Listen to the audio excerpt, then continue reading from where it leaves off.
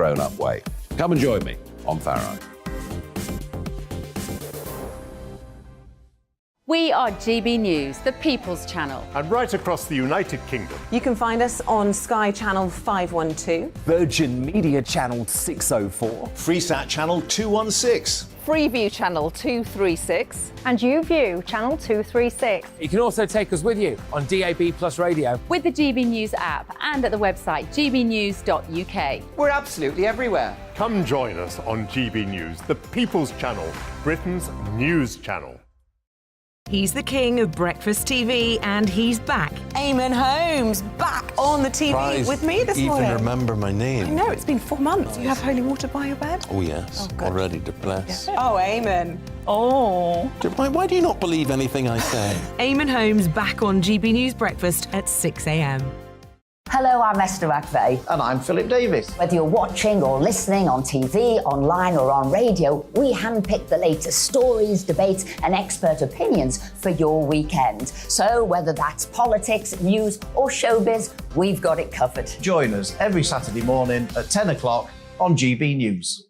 We are GB News, the People's Channel. Why not take us home with you by visiting the GB News shop at gbnews.store. You'll find all the official merchandise, a really good present actually for yourself, your friends or your family. We ship across the UK mainland at no extra cost. GB News, the People's Channel.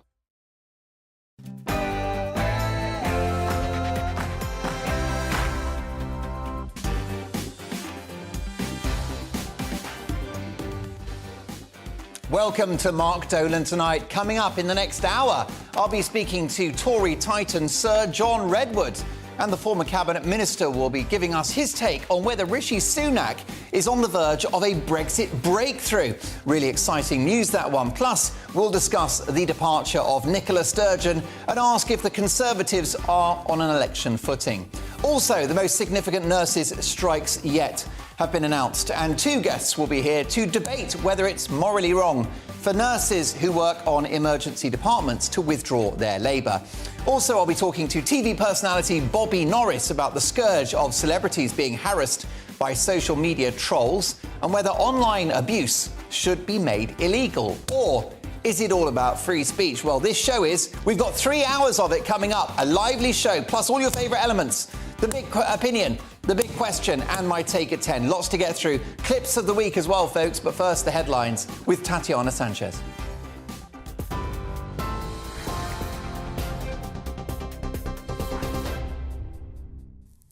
Mark, thank you. Good evening. This is the latest from the GB Newsroom.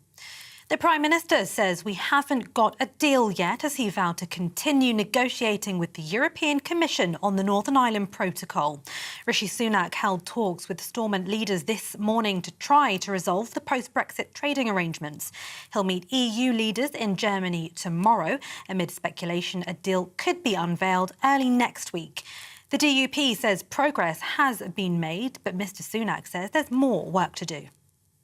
Well, the test that I've set myself is that we protect Northern Ireland's place in our internal market, that we protect the Belfast Good Friday Agreement, that we resolve the practical issues that the protocol is causing families and businesses in Northern Ireland, and crucially that we address the democratic deficit. Those are the issues that we need to work through, and that's what my ministerial colleagues and I will be talking to the EU about.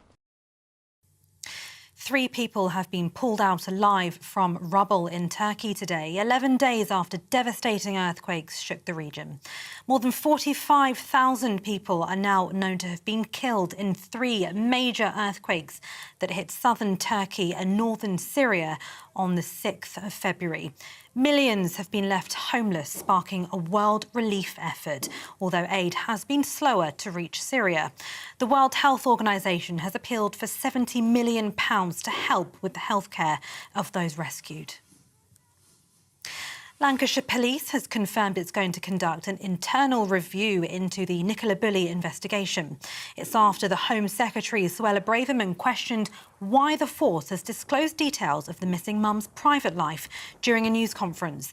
Lancashire Police has said she'd suffered from significant issues with alcohol in the past and struggles with menopause. It then referred itself to the police regulator. The Department for Transport has announced a cap on bus fares in England that will be extended by 3 months. The £2 cap, which applies to more than 130 bus companies outside of London, was due to end in March, but it's now been extended until the end of June. The aim is to increase passenger numbers, but also to help bus users during the cost of living crisis. Roads and Local Transport Minister Richard Holden says the cap's been positive. I think it's got to go hand in glove with actually getting people on the bus network as well, because what we want to see is a thriving bus network in every part of the country, whether that's in Somerset or in a city like Bristol as well. We want to see those bus networks really thriving and people being able to use them, and also this £2 fare cap I think will really help people think differently about buses, especially when they're going to also take into account things like parking and all that sort of thing when you're trying to get into a town or a city. TV, online and DAB Plus radio. This is GB News. Now it's back to Mark Dolan tonight.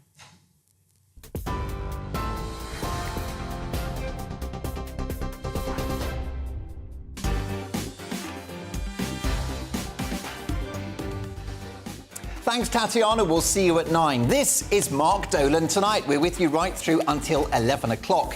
Welcome to 3 hours of top-quality TV as we address all the big issues of the day, with the help of some brilliant guests. In just a moment, it's time for Clips of the Week, which has become appointment TV throughout the nation, as we show you the highs and occasional lows from 7 days on the People's Channel, and no one is spared. At 9 o'clock in My Big Opinion, my reaction to the news that I called 6 weeks ago. Nicola Sturgeon's extreme political correctness ultimately proved her downfall. In our first hour tonight, I'll be speaking to Tory grandee Sir John Redwood, and he'll tell us if the Prime Minister Rishi Sunak is indeed on the verge of a Brexit breakthrough. Following the news that nurses are going to take part in a 48-hour strike at the start of March, their most significant walkout so far, I'll be asking if it's wrong for nurses working in emergency departments to go on strike. Also, TV personality Bobby Norris will join us to give his view as to whether or not online abuse should be made illegal, or is that a threat to freedom of speech. After 10 in Mark Meets, I'll be speaking to Mark Williams-Thomas, the former policeman and investigative journalist who exposed the sickening crimes of Jimmy Savile. Lots to get through, a very busy 3 hours. It's Friday night, so I want to stimulate you, inform you and entertain you along the way. We don't do boring, not on my watch. I just won't have it. Speaking of which, it's time for Clips of the Week.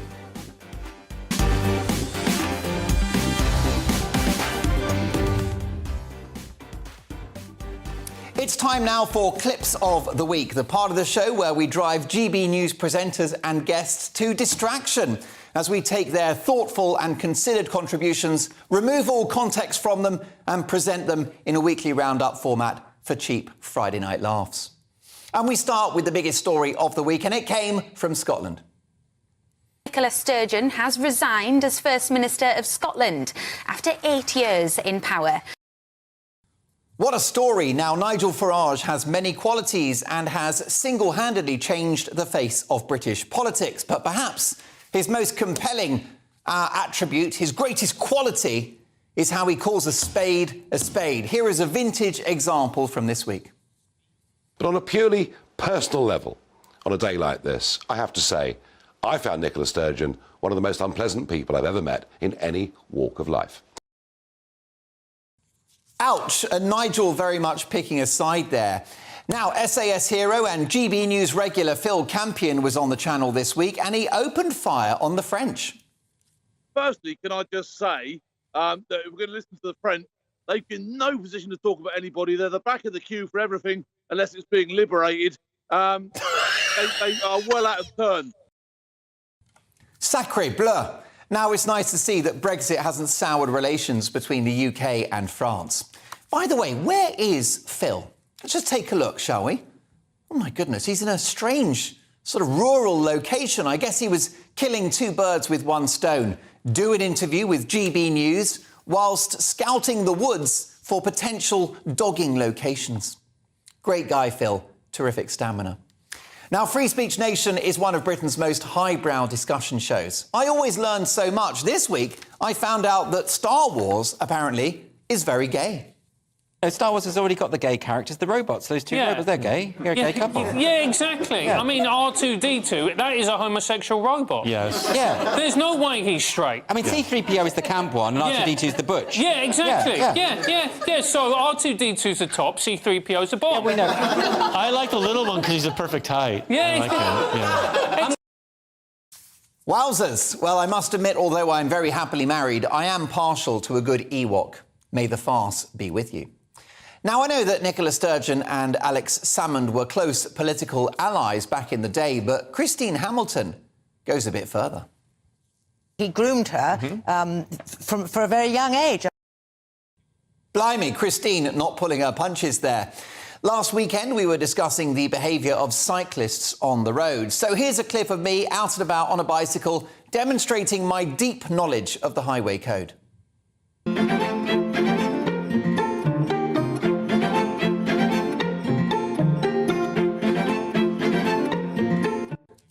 There I am on my bicycle. Perhaps Greta Thunberg might finally start returning my calls. It was Valentine's Day this week, and what better way to spend it than tuning in to Patrick Christys, who's, of course, recently engaged and has become quite the romantic, as you can see from this. Love is in the air, apparently. Yes, it's Valentine's Day. Is it just a big con to get us all to spend money on chocolates, flowers and pretend to love each other? Pretend to love each other? Sorry, did I say Patrick was engaged? I'm afraid he's now single. If you'd like a romp with Patrick, please get in touch with GB Lovers at 0800 555 Christys and also seek counselling immediately. Now, Dawn Neeson was covering for Lawrence Fox the other night, and they have so much in common. Hello and welcome to Wednesday night with obviously someone that quite clearly isn't Lawrence Fox. Too tall, blonde and slightly irritating as well, but that's about where it finishes. Tall, blonde and slightly irritating, GB News would never hire anyone like that.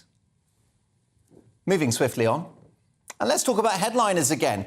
The brilliant comedian Josh Howie cancelling himself this week on our popular late-night newspaper review show. I'm going to do the accent, but I'm going to do an impression of someone totally tropical taste. Did he used to have a racist accent? I don't Well, remember it was a Caribbean accent, so Yeah. you can't do that now. But I was doing an impression of someone doing that. I wasn't actually doing it myself. Was it? Absolutely disgraceful behaviour, not the accent. Getting rid of lilt. Staying on headliners, and who needs context where Nick Dixon is concerned? After Josh Howie's risky Caribbean impression, Nick's response was a simple one. Hold my beer. Slavery was good. Crikey, Nick, even for GB News, that was a bit strong. And those have been your clips of the week.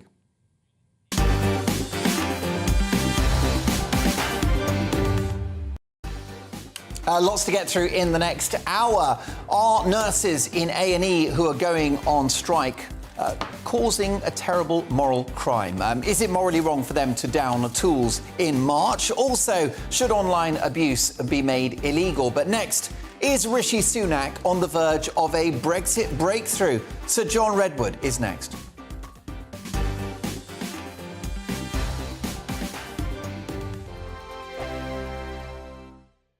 It's all about family, being in people's living rooms, all the interaction and getting to know who our viewers and listeners are. When I was young, my dad used to say, no, stop arguing. I wanted an outlet that would enable me to give my opinion. People are going through a really hard time right now, and I know that you don't feel like you're being listened to by the establishment. I came to GB News because it's the People's Channel, and I want the audience to have their say on the events of the day. We're dynamic. We do something different. Democracy shows that the wisdom of the nation is in its people.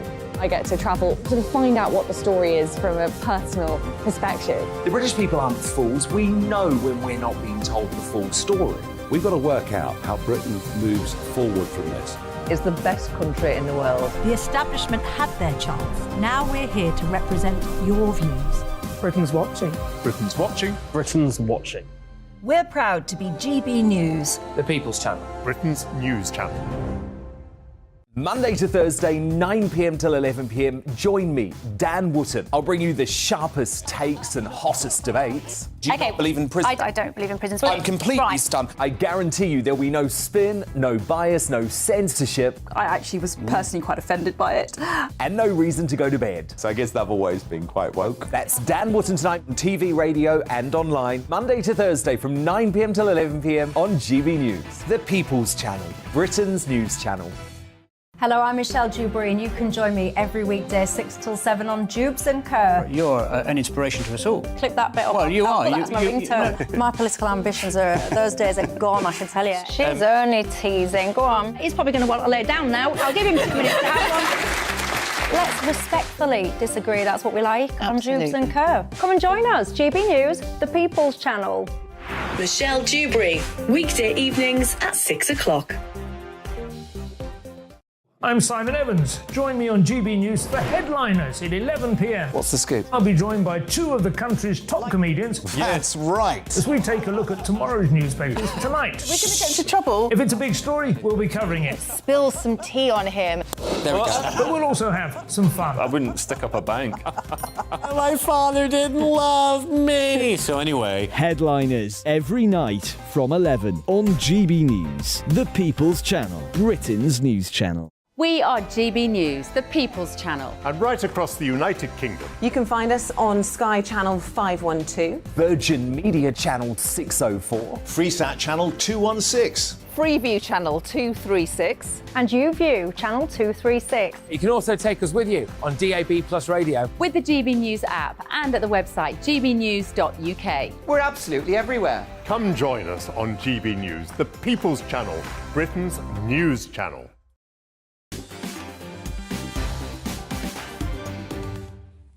Welcome back to Mark Dolan tonight. After 9, in my big opinion, my first on-air reaction to the departure of Nicola Sturgeon. But first, is Rishi Sunak on the verge of a Brexit breakthrough? The Prime Minister has been holding lengthy talks with political parties in Northern Ireland in an attempt to solve the trading issues which have arisen since we left the European Union. Hopes are high that a deal on the contentious Northern Ireland Protocol can be struck. But while Sinn Féin President Mary Lou MacDonald says she believes very significant progress has been made, DUP leader Sir Geoffrey Donaldson says further work is needed. Well, let's get the verdict of former Cabinet Minister Sir John Redwood, who's been the MP for Wokingham since 1987 and is one of the most respected voices in Conservative politics. Sir John, welcome to the programme. Good evening. Thank you for joining us. Do you have, Sir John, the inside track on how this deal is shaking out and what its contents may be? No, I don't have an inside track, and I note that there is no text, and I note that they haven't been able to share details with the parties in Northern Ireland. So that implies to me that there is no deal as yet, something borne out by what government ministers are saying. I would be delighted if the EU at last realised the huge damage it's been doing to the Good Friday Agreement and to the relationships between the communities in Northern Ireland and changed their view on the protocol. But I see no evidence that they changed their view, and unless the EU backs off, there can be no satisfactory deal. Is it all about satisfying the demands of the DUP, Sir John? Is that the red line? Well, it's not just the DUP. I mean, the whole unionist community, who don't all vote DUP, they sometimes vote for other unionist parties, wants the Good Friday Agreement restored. And the central point of the Good Friday Agreement was nothing important can happen in Northern Ireland unless both communities, Republican and Unionist, consent to that process. And that consent has been ruptured by the European Union, who think they have the right to impose EU laws on Northern Ireland when Northern Ireland doesn't have ministers around the table in the EU, it doesn't have members of the European Parliament, the UK Parliament can do nothing about it. It's quite outrageous, it's totally undemocratic, and that is why the unionist community cannot accept the current arrangements, and nor should we, because no other country, independent country, would accept this kind of imposition, and there's absolutely no need for it. It's not just about trade, it's about lawmaking and democratic accountability and the EU wants to impose laws with no democracy. Sir John, are your expectations to remove the protocol altogether, to see it ditched, or will you accept a tweaked protocol, an improved Protocol 2.0? Well, it's not about what I would accept. I'm just describing to your viewers the reality in Northern Ireland. I, like most people, care very much about the peace process and the Good Friday Agreement in Northern Ireland. Article 1 of the Northern Ireland Protocol says very clearly and rightly that the protocol takes precedence. The agreement, the Good Friday Agreement, takes precedence over the protocol itself, and that is exactly right. But that is what the EU will not understand. And so any sensible person will say, we need to get the Good Friday Agreement fully supported, we need to get both communities on side, and so, of course, changes need to be made. Now, the UK can do it unilaterally. We put legislation to do it through the House of Commons, and it got very good majorities, and it's sitting in the Lords. Their lordship should get on with it, because that would provide an answer. And I think if we showed real determination to put that legislation through, that is the one thing that might get the EU to come around the table with a proper agreement as a proposal, instead of digging in behind its very divisive way of handling the protocol at the moment. I understand your sentiment in terms of standing up to Brussels, but do we really need a trade war with the EU right now? Well, I don't think it would be a trade war because, of course, they sell us a lot more than we sell them, and we're not suggesting we're going to stop buying their things, and we're not putting new barriers on their imports in the way that we could. We have no wish to do that, and I don't think they'd be able to under World Trade Organization rules and under the agreement that we reached on trade between the United Kingdom and the EU, which is a legally binding agreement. How flexible are Eurosceptic MPs feeling at the moment? I mean, will you swallow a fudge from number 10? No, we don't expect a fudge, and we don't want a fudge. I just explained to you that the test of this is not about what we think, it's about how the unionist community in Northern Ireland thinks. But looking at the problem and talking to some of their representatives in Westminster, I cannot see how you can reach a comprehensive agreement which gets Stormont back and running unless you tackle this great big problem at the centre of it all, which is not a trade issue, it's the lack of democracy and the imposition of EU rules and laws. And if you take the trade issue, you do not need to have a border on entering Northern Ireland from GB for all the internal market trade for the United Kingdom. Again, that's quite wrong. A sausage should be able to go from a supermarket in Britain across to a supermarket branch in Belfast in the same way that it could be sent to a supermarket in Liverpool. There shouldn't need to be foreign trade type impositions of electronic paperwork on the movement of those goods within one of our large retail companies, for example. But that's what they're seeking to impose by this green and red lane proposal, and with a border control on the way into Northern Ireland. It's clear from what you've said, Sir John, that Brussels, the EU, are the barrier to a deal. How can we get this deal across the line? What do you think needs to happen? Well, I think the best way is for the government to ask their lordships to get on with passing the piece of legislation which would solve the problem. Because I think as soon as the EU realised we were serious about doing that, they'd want to sit around the table with more sensible proposals than I think they've offered so far. I'd also be delighted to be proved wrong if I wake up tomorrow and discover there is a text and the EU has agreed to back off on legislating for Northern Ireland without any democracy, then we can go ahead and that would be wonderful. Sir John, do you think that's likely? I think it's very unlikely. Having watched the EU battle away to try and stop any kind of Brexit against the wishes of the British people, and knowing their position a few months ago when the government was trying to get an agreement, I'd be very surprised if they've made a major change. But as I say, if they have, I'll be one of the first to welcome it. Sir John, you've said that you don't expect a fudge from number 10. Now, that's quite a vote of confidence from you in Rishi Sunak. Is your estimation of the Prime Minister, do you think that he will stand firm on this? Well, one of the reasons I don't think he will decide to try and visit fudge upon us is that the test of this is, does Stormont meet again? Because that, I think, is rightly one of the main drivers of this process. And if it's a fudge, the unionist parties of Northern Ireland presumably will not accept it, and so Stormont will not meet. So it would be an ignominious failure. So the Prime Minister, who's not a stupid man, would understand that putting forward a fudge which didn't work would do him considerable damage. So, John, unlocking this issue, and we'd all like to see the Northern Ireland Protocol resolved, any British patriot anyway. If that happens, and if it is resolved, how significant could this be for the Prime Minister politically, given the fact that he wants to demonstrate to the people of the United Kingdom that he's fit to govern and that he should be our Prime Minister for another 5 years? Well, I think it'd be massively important in Northern Ireland.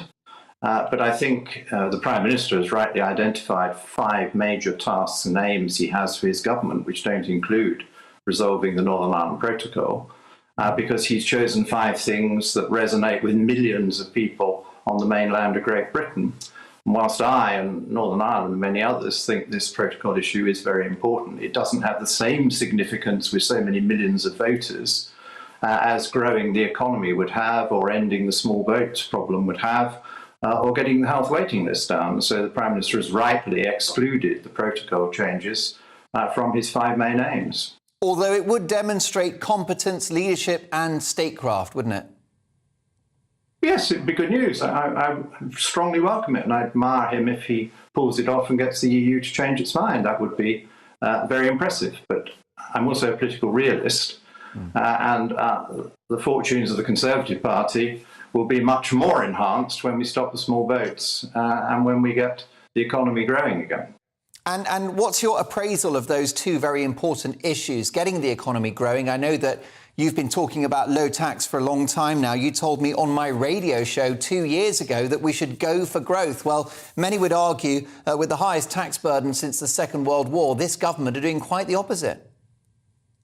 Well, I think they do need to change their tax policy, and I haven't been shy about pointing that out. I'm delighted that both the Prime Minister and the Chancellor now regard growth as one of their big aims, and that they are billing the budget in March as a growth budget. That's great news.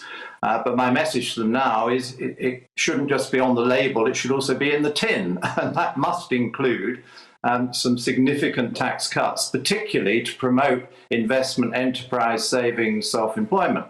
I think an easy and relatively cheap win, for example, to get more growth would be to say to small businesses, we'll up the VAT threshold from 85,000 to, say, 250,000, so they could do that extra business without the forbidding task of having to register VAT, which puts a lot of them off from growing the business quickly. There'd be easy wins. And on self-employment, I think we could make it easier for people to be self-employed, and we should roll back some of the aggressive changes from the revenue in 2017 and 2021 over self-employed status. So I think, again, that's an easy, quick win to get an expansion of self-employment. Both those things, small business and self-employment, would increase the capacity of the economy, greatly improve the services available to people, and help with bringing inflation down. Well, let's hope that the Chancellor is using his poker face and that surprise tax cuts will come.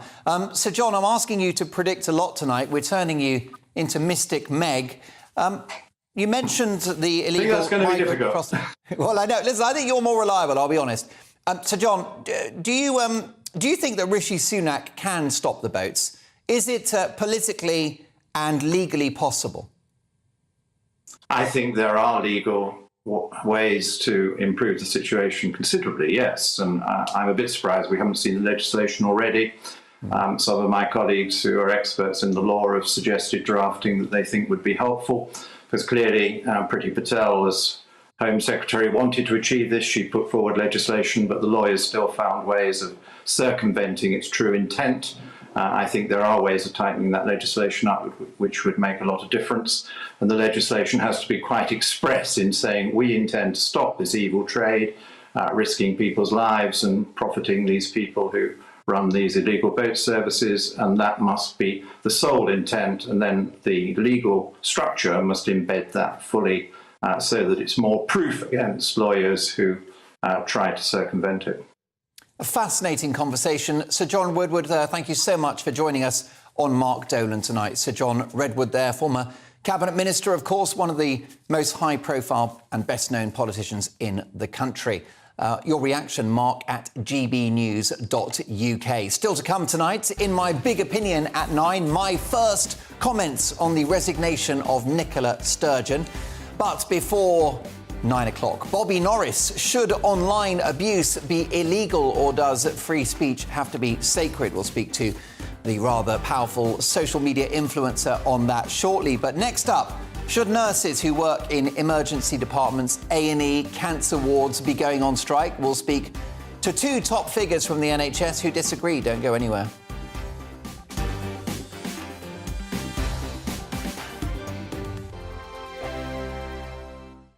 We are GB News, and we'd like to say thank you to each and every one of you for bringing us your conversations, for helping our great nation find its voice. We are here for you on radio, television, and online, across England, Scotland, Wales, and Northern Ireland. It's not the BBC, you actually get your facts right. We are proud to be GB News, the People's Channel, Britain's news channel.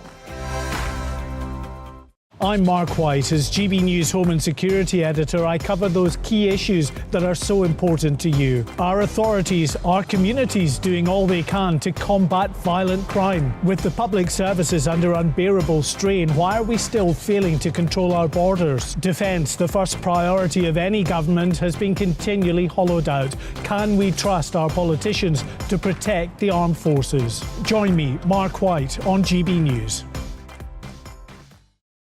Join me, Nana Akue, Saturday and Sunday afternoons on GB News. Expect fiery debate and passionate discussion as me and my panel tackle some of the biggest topics hitting the headlines. It's a place for everyone's opinion. No one gets cancelled, but no one gets an easy ride. Oh, she's on it today! Be ready for conversations that are fierce, frank, and of course, fun. Every Saturday and Sunday afternoon from 4 p.m. on GB News, the People's Channel. Monday to Thursday on GB News, it's Bev Turner Today from 10 a.m. We're going to be here for you, our GB News family, to keep you up to date, but also make you smile. There's a guy who went from puberty to adultery. And I can't wait to bring a few of my own opinions. I have no time for cultural totalitarianism. We'll engage in passionate, but always polite debate, with your thoughts and opinions at the centre of it all. Only on GB News, the People's Channel, Britain's news channel. Join me every Sunday at 6 p.m. for Gloria Meets. In exclusive interviews, I'll be finding out who our politicians really are and what they really think. It's something that you would never want anyone to suffer. I didn't know what channels there were. I didn't think I'd be believed. I must have weighed about 7 stone and I'm 5'8". My instincts was to sort of cover this up. I mean, clearly that was a mistake. Join me every Sunday at 6 p.m. on GB News, the People's Channel, Britain's news channel. We are GB News, right across the nation. You can get us on television, on radio, on digital. We're absolutely everywhere. Amazing! You see, amazing! You remind me of me in the European Parliament. But here's the most important bit. We are not part of the mainstream establishment. We think and speak just like you do. We are the People's Channel. Magnificent. That's really, really thoughtful. Come and join us on GB News, the People's News Channel.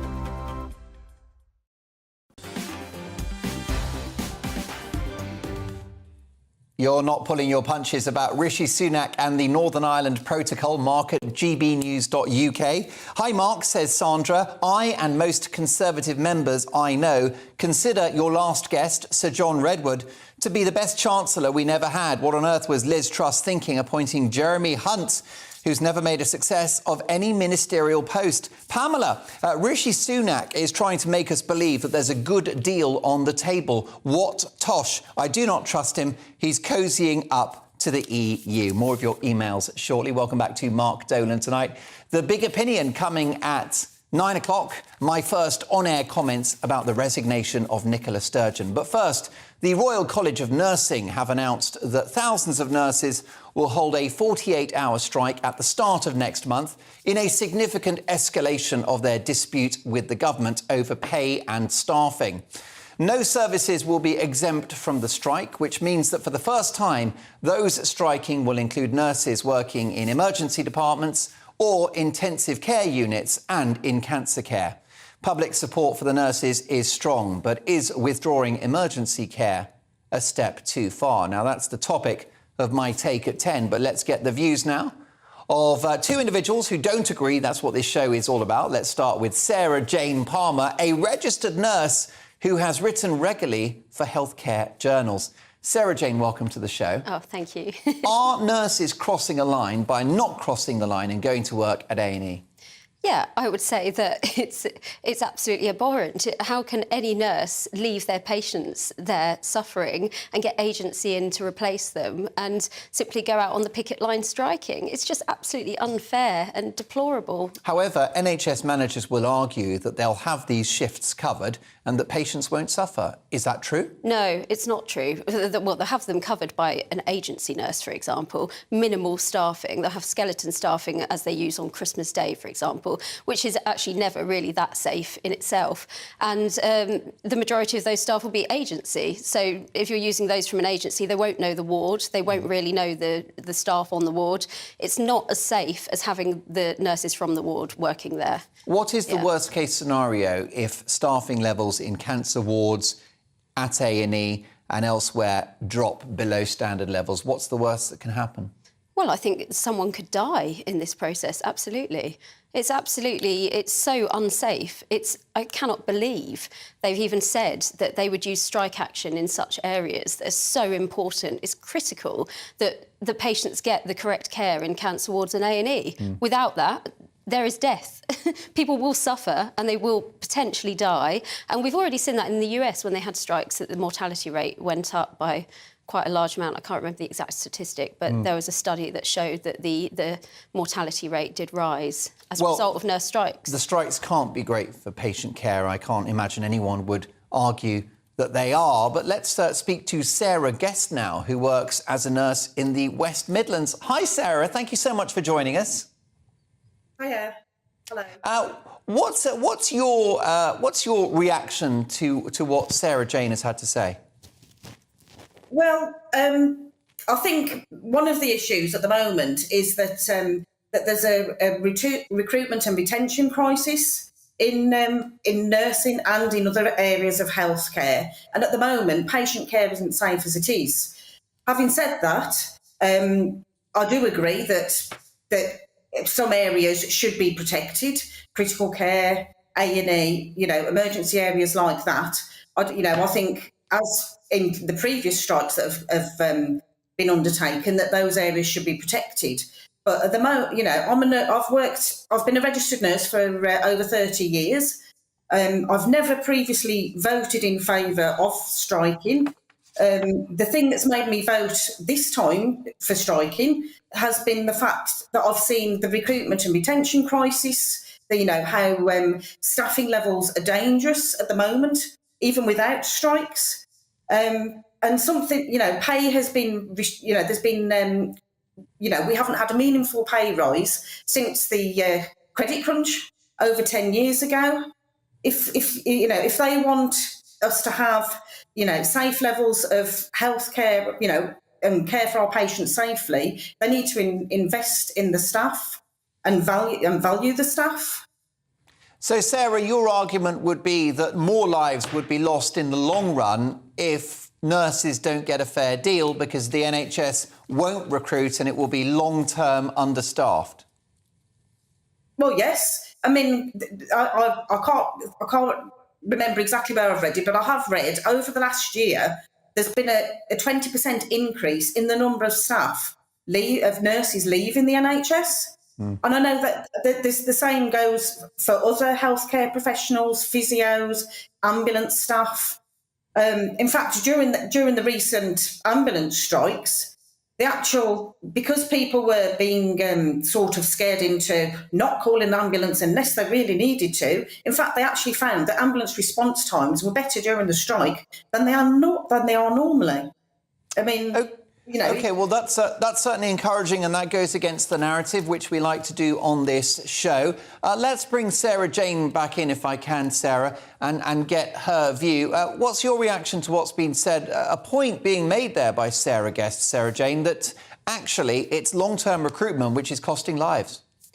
Well, long-term recruitment is an issue, but I don't think raising the pay necessarily solves that issue of the retention of staff, because you've got a lot of cultural issues within the NHS, including a massive problem with bullying that Matt Hancock was actually talking about a few years ago, saying that it actually wastes 2.3 billion a year because of the staff sickness rates it causes. So I think there's a lot of cultural issues that need to be solved that won't be solved with a pay rise. Therefore, strike action won't give the raised quality of patient care that they're desiring from the strike action. So, Sarah Jane, you're saying there's a culture of bullying in the NHS. Absolutely. Among nurses? Yep. Is it infighting? Is it from management? What's the source? From everywhere. You get bullied from management, but then also the management usually promote the bullies that are lower down, and sort of it just becomes an institutionalised workforce, basically. You've got a lot of problems with that in many NHS workforces. So, well, there's a thought, Sarah Guest, which is to tackle absenteeism within the NHS. Plenty of nurses on the payroll who aren't in post. What, they're off sick, or what do you mean they're not in post? According, yeah, they're not at work. They're not turned up. Well, they're off sick. Off sick, stressed by the sounds of it. What Sarah Jane has said, that there's a bullying culture. They're depressed. They don't come into work at all. Yeah, they've got a massive sickness. I would agree that probably there is a bullying culture in the NHS. I would agree with that, and that there are cultural issues that need addressing. But I think, to recruit the numbers of staff into to improve conditions to an extent, pay is part of it. I'm not saying it's the complete answer, but it is part of the answer. Do you think, Sarah Guest, that the unions have overplayed their hand by asking for 20%, given the fact that the national debt is now over 2 trillion and inflation is running at 10%? Well, as far as I'm aware, the RCN hasn't asked for 20%. The ask 19% was the last quoted figure. Inflation plus 5%. Originally, when they were going to the pay review body back in January, inflation was at around about 7% or something like that. So, 19 was the figure that was the composite amount, including what was factored in for inflation. Sarah, what would you say, though, to any families who may be impacted from low staffing levels during these strikes, even bereaved families who may have lost someone in an A&E ward or in a cancer ward? Well, as I have already said, I haven't actually personally been on strike. The trust that I work in, we didn't meet the threshold, the 50% threshold for people voting to actually be able to strike. And actually, I don't agree with people in emergency areas, in A&E and cancer areas, as in previous strikes. I think those areas should be protected, and I think that escalation by the RCN is wrong. Myself, Sarah Jane, can you accept the strikes if it's not A&E and if it's not cancer? I still don't accept the strikes in any way. I think when you sign up to be a nurse, you do it as a moral calling to help people, and it's not about the salary. And you could go on strike and try and get a higher salary. That won't actually improve staff retention, and it won't actually do any favours for your patients. You're putting them at harm. So, no, I don't agree with the strikes at all. Sarah Guest, we love our nurses. We love you. We love Sarah Jane. We love the thousands of men and women across this country who take care of us when we need them most. As I'll be saying in my 10 o'clock take at 10, that actually the nurses have been through hell in the last 3 years in the course of the pandemic. We salute their work. But do they risk bringing themselves into disrepute with these strikes? Do they risk losing public support, particularly from those departments that you object to as well, A&E and cancer? Yeah. Well, yes, I believe they do risk losing support. And I think, personally myself, I don't think the 4% or just over 4% that we got offered, that we imposed on us earlier this year, was enough. But I know what the financial climate's like. I'm not expecting 19%, and I personally haven't asked for that. Something closer to inflation that's roundabout what would be fair. And what would you say, Sarah Guest, what would you say to the unions who are rejecting 9 or 10%? I think they're being unreasonable myself, to be honest. If I'd have been offered that, because I know they got offered a deal close to that in Scotland, I would have voted to accept that myself, because I think that's reasonable. That would be reasonable. Closing thoughts, Sarah Jane? I think I don't change my position on the fact that I feel that the strike action is wrong, but I do think that there should be some kind of settlement where perhaps 8 or 9%, 10% should be agreed upon. And I think harm needs to stop being caused to patients. I think it's getting ridiculous now that there's such a risk to people on cancer wards and A&E departments. So I just hope that a peaceful resolution can be can be sought in all of this. Sarah Guest, this has been bugging me for the whole interview. Is it Sarah or Sarah? It is Sarah, but it's spelled Sarah. Well, I'm glad I got that right. I got lucky. And we got lucky having you on the show, your first time on the programme. I look forward to our next on-air encounter. Thank you for your considered thoughts. Also, my thanks to Sarah Jane Palmer. I know how to pronounce her name. She is a registered nurse who has written for several healthcare journals and is a regular voice on GB News. Thank you both. Your reaction, Mark at gbnews.uk. I'll be discussing the nurses' issue in my Take at 10 at 10 o'clock, and I'm not pulling my punches. Still to come, speaking of that, in my big opinion at 9, my first on-air reaction to Nicola Sturgeon's resignation, my verdict on 8 years from this pint-sized dictator. My Mark Meets guest is Mark Williams-Thomas, ex-cop and best-selling author who exposed Jimmy Savile. But next, should online abuse be made illegal, or is that a threat to your freedom of speech? We'll debate that next.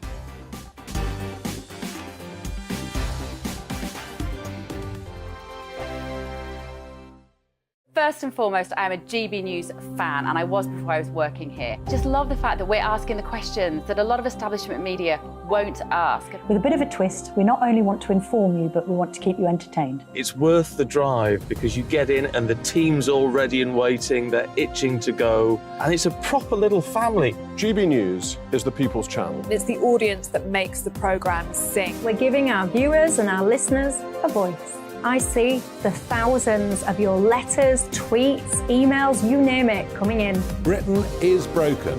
How on earth did we get into this mess? But more importantly, how do we get out of it? The establishment had their chance. Now we're here to represent you. It's time for something different. It's time for GB News. I'm very patriotic. I believe in Britain. Our best days lie ahead. Britain's watching. Britain's watching. News. The People's Channel. Britain's news channel. Hi, Andrew Pierce here. Join me every Friday lunchtime for a proper no-nonsense debrief of the week's events. With special guests in the studio and the GB News team on the ground, I'll be getting you up to date with news, some intelligent discussion, and my own sharp take. The weekend starts here with me every Friday lunchtime on GB News, the People's Channel, Britain's news channel. I'm Michael Portillo. Join me on GB News on a Sunday morning for topical discussion, debate, arts and culture, and sometimes even some ethical dilemmas. I don't always agree with you, Michael. Michael Portillo, Sundays on GB News, the People's Channel, Britain's news channel. I'm Andrew Doyle. Join me at 7 o'clock every Sunday night for Free Speech Nation, the show where I tackle the week's biggest stories in politics and current affairs with the help of my 2 comedian panellists and a variety of special guests. Free Speech Nation, Sunday nights from 7 on GB News, the People's Channel, Britain's news channel. Here on GB News Live, we'll be keeping you in the picture, finding out what's happening across the country and finding out why it matters to you. We'll have the facts fast with our team of reporters and specialist correspondents. Wherever it's happening, we'll be there from 12 noon on TV, radio and online. GB News, the People's Channel, Britain's news channel. Join me, Patrick Christie's, Monday to Friday, 3 till 6. We tackle the day's news agenda like you've never seen before. It's high tempo, high octane, the most controversial topics and the best guests. You will not be able to take your eyes and ears off it. I'm not afraid to ask the questions that you really want answered. 3 till 6 p.m, Monday to Friday on GB News, the People's Channel, Britain's news channel. Join me, Lawrence Fox on GB News. Frank, fun, fearless, and sometimes serious. Much as I love a Friday night punch-up, what I really want is a battle of ideas. I want to look at things differently. I want to hear different voices and engage with your unique experiences. Every Friday at 7 p.m. on GB News.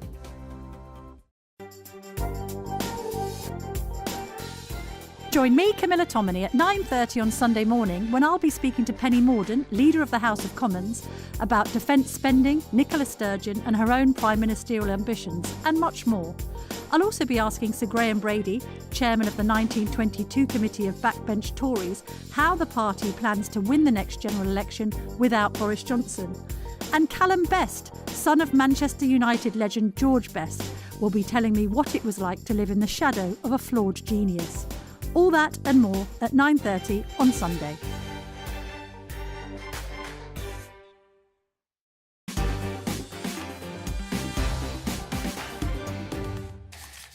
Welcome back to Mark Dolan tonight, and my first on-air verdict to the resignation of Nicola Sturgeon at exactly 9 o'clock with my big opinion. Welcome back to the show. And regulating people's behaviour online has become a major talking point in the modern world. And as concerns grow over a series of troubling issues, the government is taking action with an online safety bill in the works. The bill will reportedly seek to tackle the problem of online abuse by forcing platforms to remove content deemed harmful. But should posting toxic, abusive content be illegal in the first place? What about free speech? Let's discuss this now with presenter and TV personality Bobby Norris, who's been a victim of online trolling and has campaigned on the issue. Hey, Bobby, welcome to the show. How you doing, Mark? Thanks for having me. It's great to have you on the show. Can you tell me your story, Bobby? You're a very popular presenter and online media star. What has happened to you? So I started a reality TV show called The Only Way is Essex probably 11, maybe 12 years ago now.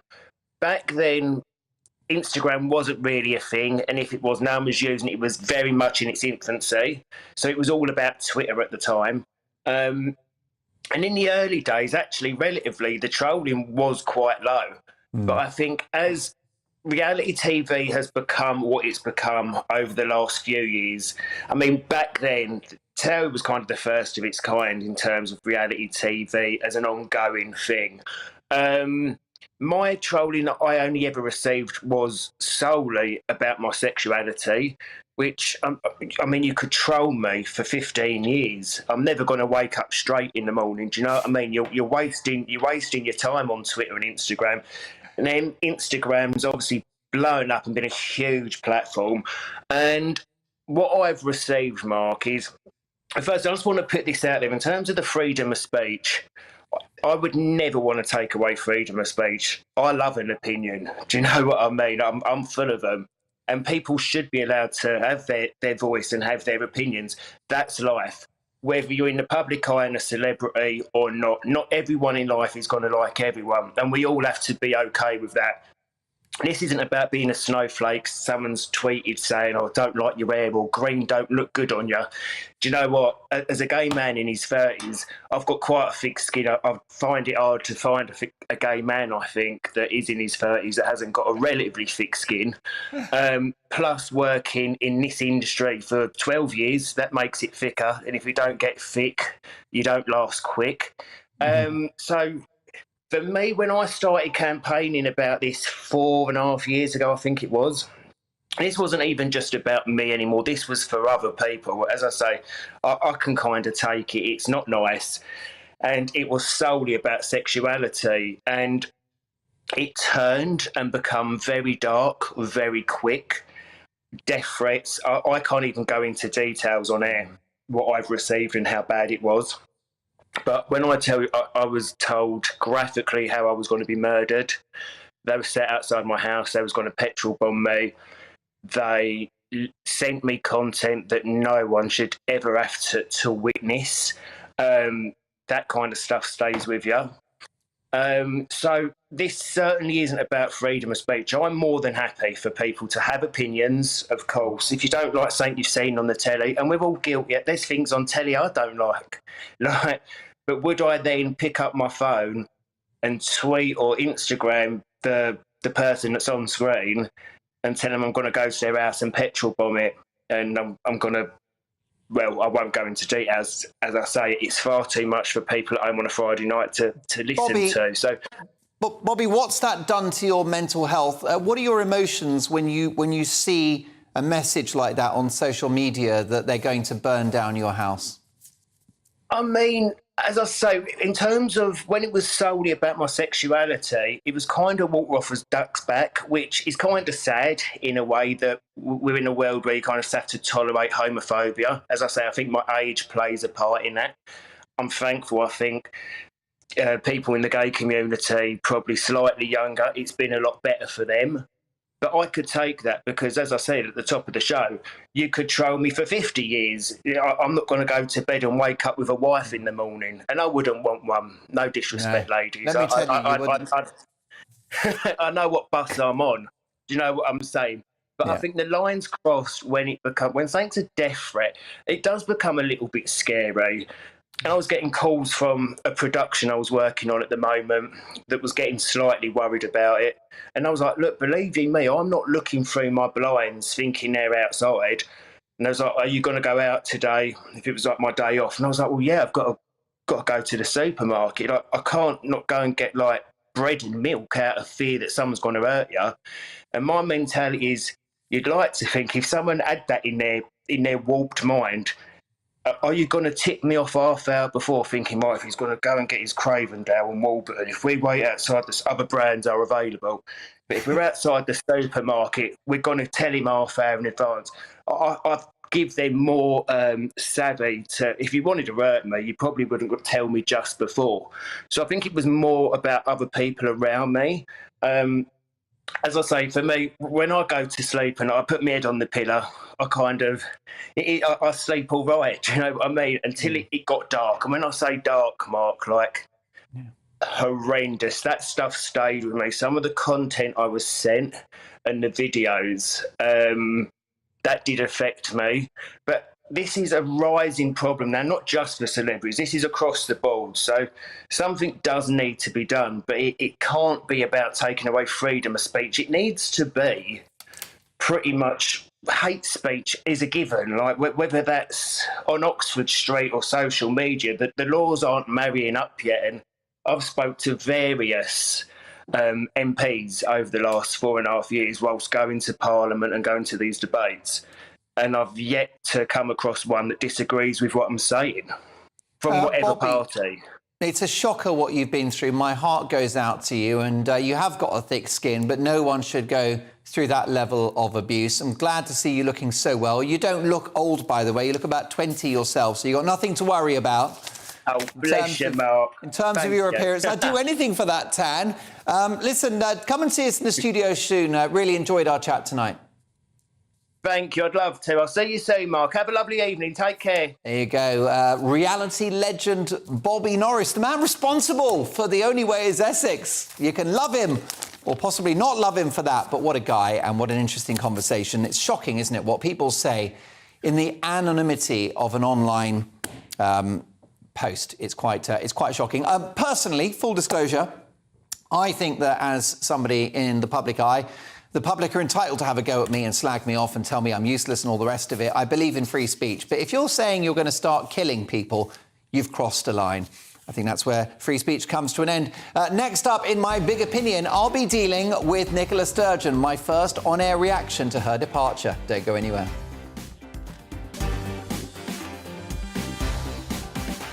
It's all about family, being in people's living rooms, all the interaction and getting to know who our viewers and listeners are. When I was young, my dad used to say, Nana, stop arguing. I wanted an outlet that would enable me to give my opinion.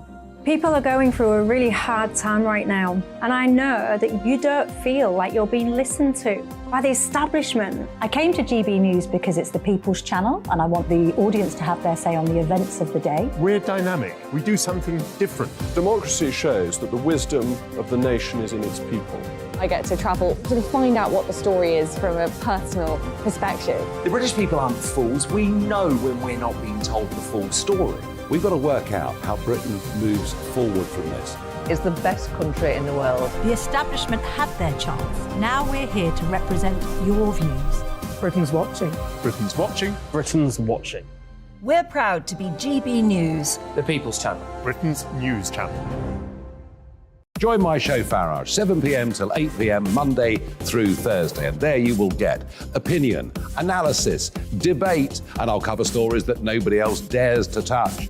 You've been cancelled. Join the club. Oh my goodness me. And then for the last 15 minutes, talking pints. We're over a drink. We have a civilised conversation with someone. We very often disagree, but we do it in a grown-up way. Come and join me on Farage.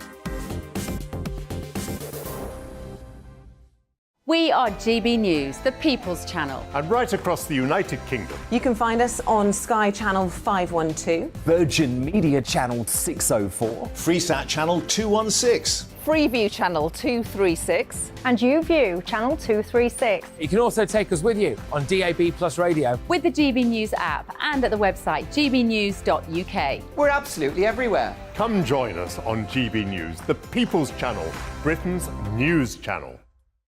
He's the king of breakfast TV, and he's back. Eamon Holmes back on the TV with me this morning. Even remember my name. I know, it's been 4 months. You have holy water by your bed? Oh yes, already to bless. Oh, Eamon. Oh. Why do you not believe anything I say? Eamon Holmes back on GB News Breakfast at 6 a.m. Hello, I'm Esther McVeigh. And I'm Philip Davis. Whether you're watching or listening on TV, online or on radio, we handpick the latest stories, debates and expert opinions for your weekend. So whether that's politics, news or showbiz, we've got it covered. Join us every Saturday morning at 10 o'clock on GB News. We are GB News, the People's Channel. Why not take us home with you by visiting the GB News shop at gbnews.store? You'll find all the official merchandise, a really good present actually for yourself, your friends or your family. We ship across the UK mainland at no extra cost. GB News, the People's Channel.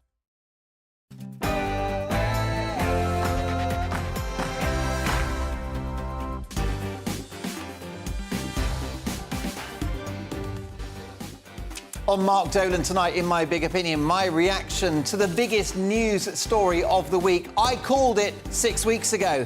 Nicola Sturgeon's extreme political correctness has proved to be her downfall. My reaction to the First Minister's resignation is coming up. My Mark Meets guest is the journalist who exposed the monster Jimmy Savile. How did he get away with those crimes for so long? Mark Williams-Thomas will be discussing why one of Britain's most prolific sex offenders was only proven guilty following his death. Also, he'll be explaining how you hunt for a killer. In the big question, has Brexit failed? We'll hear from both sides on that one. A strong, red-blooded Brexiteer and a bit of a Remainer. Yes, indeed, those do exist still. Also, in the news agenda with my panel, have the police failed Nicola Bulley? And also, has the BBC licence fee had its day? Lots to get through, including My Big Opinion and Nicola Sturgeon. But first, the headlines with Tatiana Sanchez.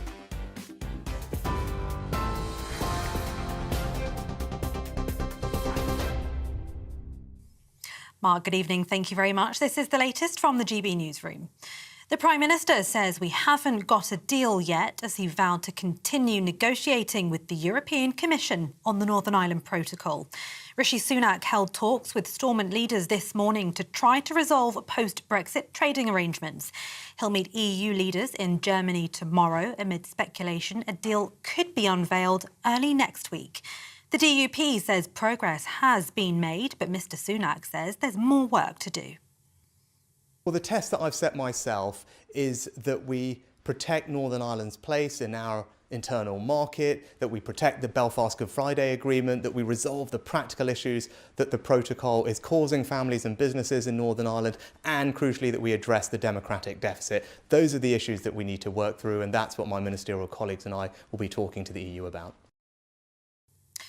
3 people have been pulled out alive from rubble in Turkey today, 11 days after devastating earthquake shook the region.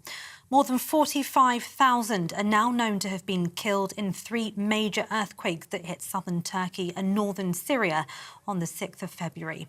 Millions have been left homeless, sparking a world relief effort, although aid has been slower to reach Syria. The World Health Organization has appealed for £70 million to help with the healthcare of those who've been rescued.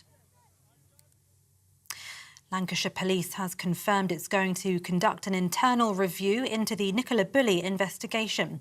It's after the Home Secretary, Suella Braverman, questioned why the force has disclosed details of the missing mum's private life during a news conference. Lancashire Police has said she'd suffered some significant issues with alcohol in the past and struggles with menopause. It then referred itself to the police regulator.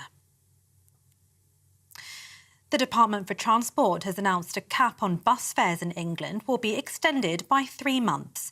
The £2 cap, which applies to more than 130 bus companies outside of London, was due to end in March, but has been extended until the end of June. The aim is to increase passenger numbers, but also to help bus users during the cost of living crisis. Roads and Local Transport Minister Richard Holden says the cap's been positive.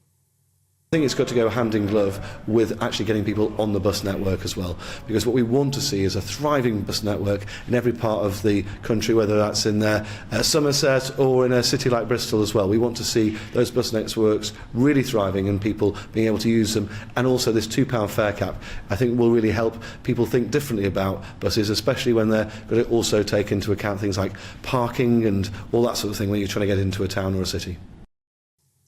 And a Qatari sheikh has confirmed a bid to buy Premier League football club Manchester United. Sheikh Jassim bin Hamad Al Thani is the chairman of one of Qatar's biggest banks. The Qataris are the second group after Sir Jim Ratcliffe to submit a bid to buy 100% of the club ahead of this evening's soft deadline of 10 p.m. The Glazer family completed their controversial takeover at Old Trafford in 2005. TV, online and DAB Plus radio, you're with GB News. Now it's back to Mark Dolan tonight.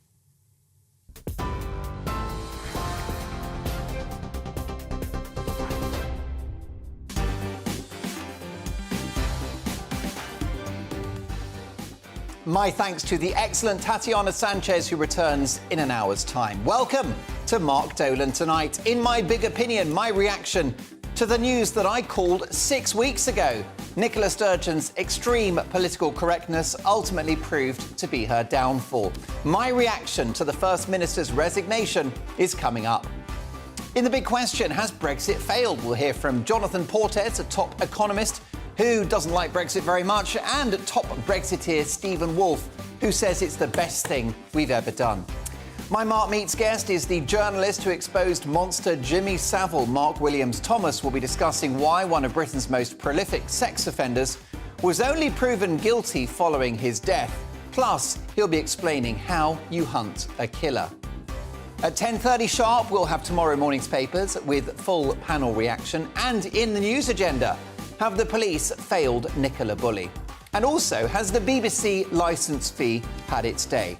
Reacting to those stories and many more are my fantastic panel of the Queen of GB News Breakfast TV, Stephanie Tecci, journalist Agony Aunt and best-selling author, that's Neil Hamilton, who's photobombed, basically, journalist Agony Aunt and best-selling author Hilary Freeman, who is not easily confused with the leader of UKIP and former Tory MP, a man that loves to have a camera on his face.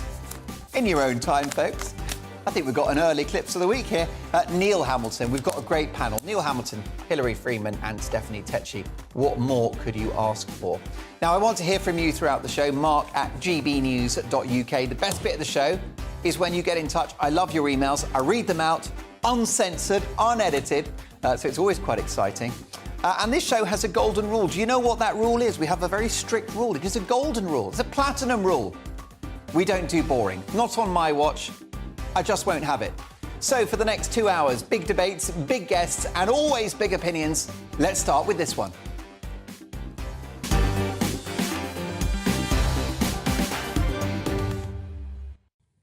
Parting is such sweet sorrow. Pint-sized populist Nicola Sturgeon is no more. And I called it 6 weeks ago. The First Minister of Scotland, Nicola Sturgeon, self-destruct over the issue of trans rights, culminating in a double rapist being accommodated in a women's prison. By cancelling women, Nicola Sturgeon looks to have cancelled herself. And there you have it. As I've said for a long time, wokeness, also known as extreme political correctness, contains within it the seeds of its own destruction. Why? Because the ideas within it are so bonkers. Like gender ideology, which put bluntly says that a man is a woman or a woman is a man, purely based upon how they feel, ignoring the scientific reality of biological sex. In the end, notwithstanding all of the nonsense and posturing from high-profile media figures, politicians and powerful institutions and corporations, the truth will ultimately defeat wokeism. The truth will navigate its way through the hyperbole, the bullying and the propaganda and make its way out, just like water through a leaky roof. Having failed to achieve her dream of independence, it's my view that Nicola Sturgeon has been left with no tangible legacy, other than infuriating more than half the population of Scotland with her controversial trans policies, including the new self-ID bill, which allows a bloke to call himself a woman after about 10 minutes of thinking about it.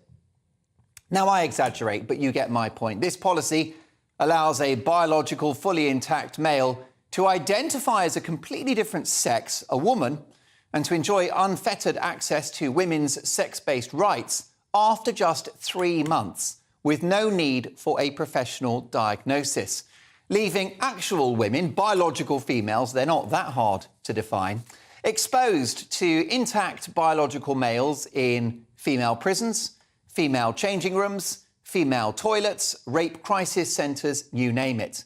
This is progress, is it? So with this crazy and ideological policy, Sturgeon has thrown herself under the bus. By cancelling women, she has cancelled herself. Astonishing, really, from a highly politically astute and talented operator who did make herself one of the most significant public figures in European politics. She successfully won a propaganda war against Boris Johnson during the pandemic, announcing measures hours or sometimes days before London, undermining the then PM.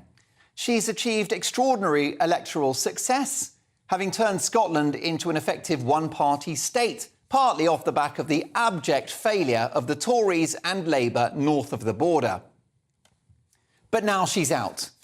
And what's she got to show for it? Eye-watering levels of drug deaths, a shocking attainment gap in education that she promised to fix and asked to be judged on, and a Scottish NHS which is billions in the red. Public health in Scotland is atrocious, and it's not deep-fried Mars bars to blame. It's Nicola Sturgeon's policies, because she was in charge. It all happened on her watch. It's interesting, if she hadn't allowed the woke capture of her party, she could look forward to another decade of political dominance. But the woke shit took her down, as it always will. We've seen that in New Zealand with the holier-than-thou Premier of New Zealand, Jacinda Ardern, the Kiwi Mussolini herself, whose outrageous and illiberal policies, all in the name of being nice and being progressive, brought such misery and damage to the people of New Zealand. During the pandemic, New Zealand was not a free, rational Western democracy. It was a totalitarian hell in which the hashtag #BeKind superstar Ardern spoke proudly of creating vaccine apartheid with a two-tier society for those jabbed and those not. She also, at one point, at the height of her megalomania, announced that the government was the only source of information. Well, I'm delighted to say that the Kiwi Mussolini has gone. There's a pattern emerging, isn't there? You can see that. Sturgeon, in my view, wasn't much better, and the SNP's COVID response was stricter than England's, for example, with Johnson leading England out of COVID measures in July 2021, whilst Scotland maintained hellish mask mandates and other COVID regulations. Sturgeon would argue they were focused on saving lives with a stricter policy, but the numbers don't add up, with Scotland's COVID death toll comparable with the rest of the UK, if not worse. Now, Nicola Sturgeon is often compared to wee Jimmy Cranky, but I beg to differ because Sturgeon's rule has been no laughing matter. She's gone, and with her goes the SNP's magical hold on the great country of Scotland. With her goes an appalling assault on women's rights via the Gender ID Bill. And with her goes the dream of independence, at least for now. Woke warriors, be warned. The war is going badly and your generals are falling by the day. Nicola Sturgeon is not a bad person and, as I've mentioned, she has her talents. But it's my view that she's been terrible for Scotland and her career has ended in self-inflicted failure. So, First Minister, as you enter a rather early retirement, good luck and good riddance.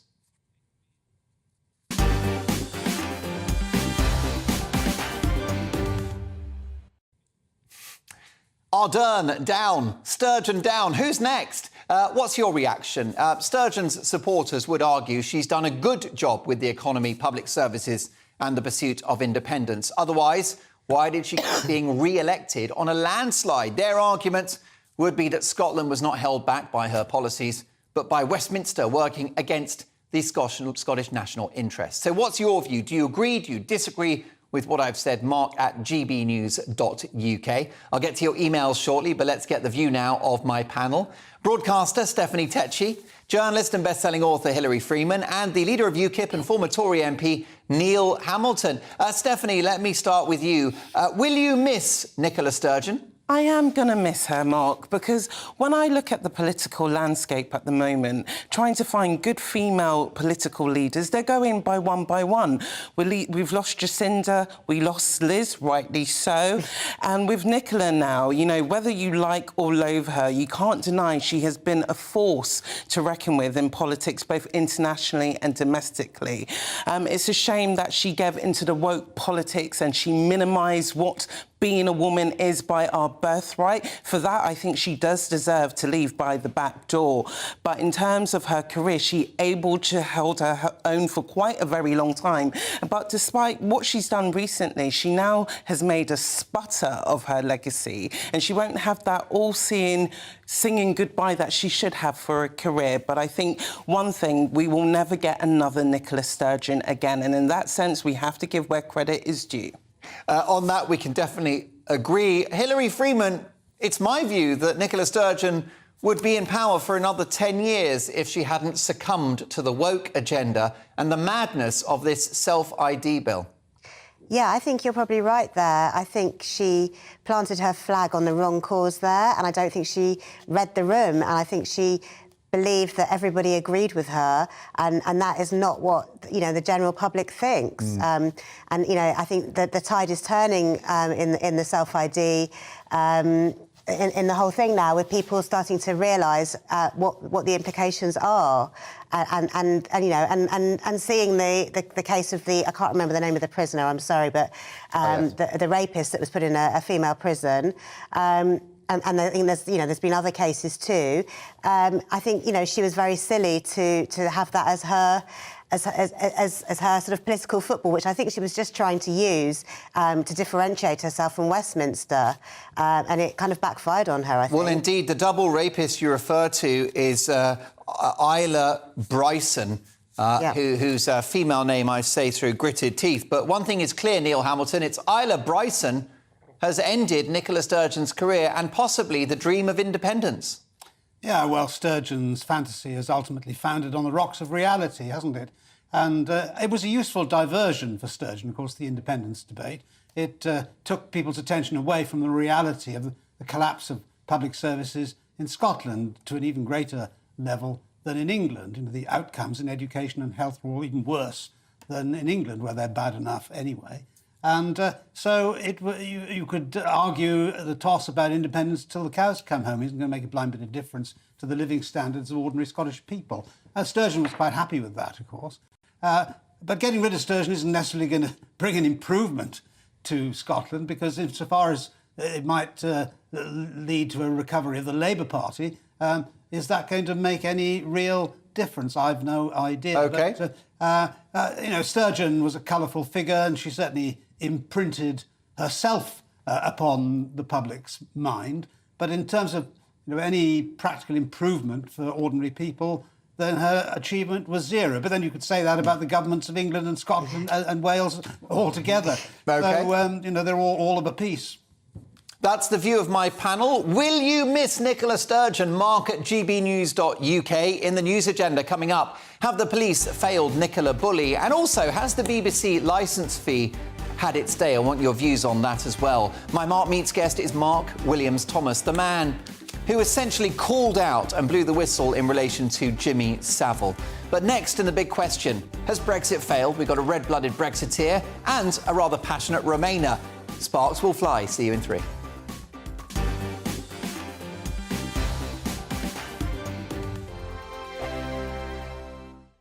It's all about family, being in people's living rooms, all the interaction and getting to know who our viewers and listeners are. When I was young, my dad used to say, no, stop arguing. I wanted an outlet that would enable me to give my opinion. People are going through a really hard time right now, and I know that you don't feel like you're being listened to by the establishment. I came to GB News because it's the People's Channel, and I want the audience to have their say on the events of the day. We're dynamic. We do something different. Democracy shows that the wisdom of the nation is in its people. I get to travel to find out what the story is from a personal perspective. The British people aren't fools. We know when we're not being told the full story. We've got to work out how Britain moves forward from this. It's the best country in the world. The establishment had their chance. Now we're here to represent your views. Britain's watching. Britain's watching. Britain's watching. We're proud to be GB News. The People's Channel. Britain's news channel. Monday to Thursday, 9 p.m. till 11 p.m. Join me, Dan Wootton. I'll bring you the sharpest takes and hottest debates. Do you not believe in prison? I don't believe in prisons. I'm completely stunned. I guarantee you there'll be no spin, no bias, no censorship. I actually was personally quite offended by it. And no reason to go to bed. So I guess they've always been quite woke. That's Dan Wootton tonight on TV, radio and online. Monday to Thursday from 9 p.m. till 11 p.m. on GB News. The People's Channel, Britain's news channel. Hello, I'm Michelle Dewberry, and you can join me every weekday 6 till 7 on Jubes and Kerr. You're an inspiration to us all. Clip that bit off. Well, you are. That's my ringtone. My political ambitions those days are gone, I can tell you. She's only teasing. Go on. He's probably going to want to lay down now. I'll give him 2 minutes to have one. Let's respectfully disagree. That's what we like on Jubes and Kerr. Come and join us. GB News, the People's Channel. Michelle Dewberry, weekday evenings at 6 o'clock.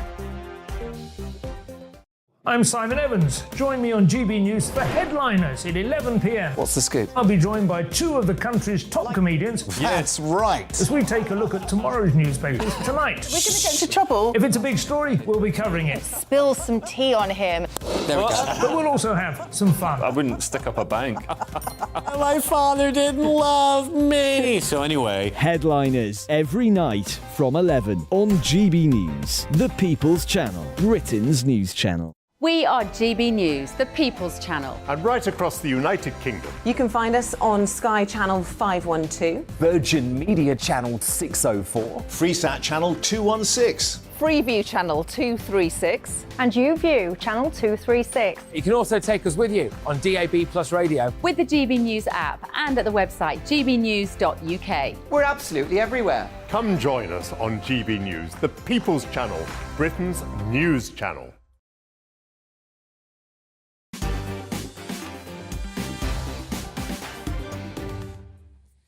Well, a big reaction to my big opinion. Let's have a look at your emails, Mark at gbnews.uk. Hi, Mark, says Chris in Aberdeen. What a beautiful part of the country. Chris says, hi, Mark, big fan of the show. I hope the new Scottish First Minister focuses on the day-to-day issues that matter to people in Scotland. However, it will be the same party in charge and same woke policies. Labour would be no different either. It's time for a new centre-right Eurosceptic party in Scotland. Chris, thanks for that. Keep those emails coming. It's time for this.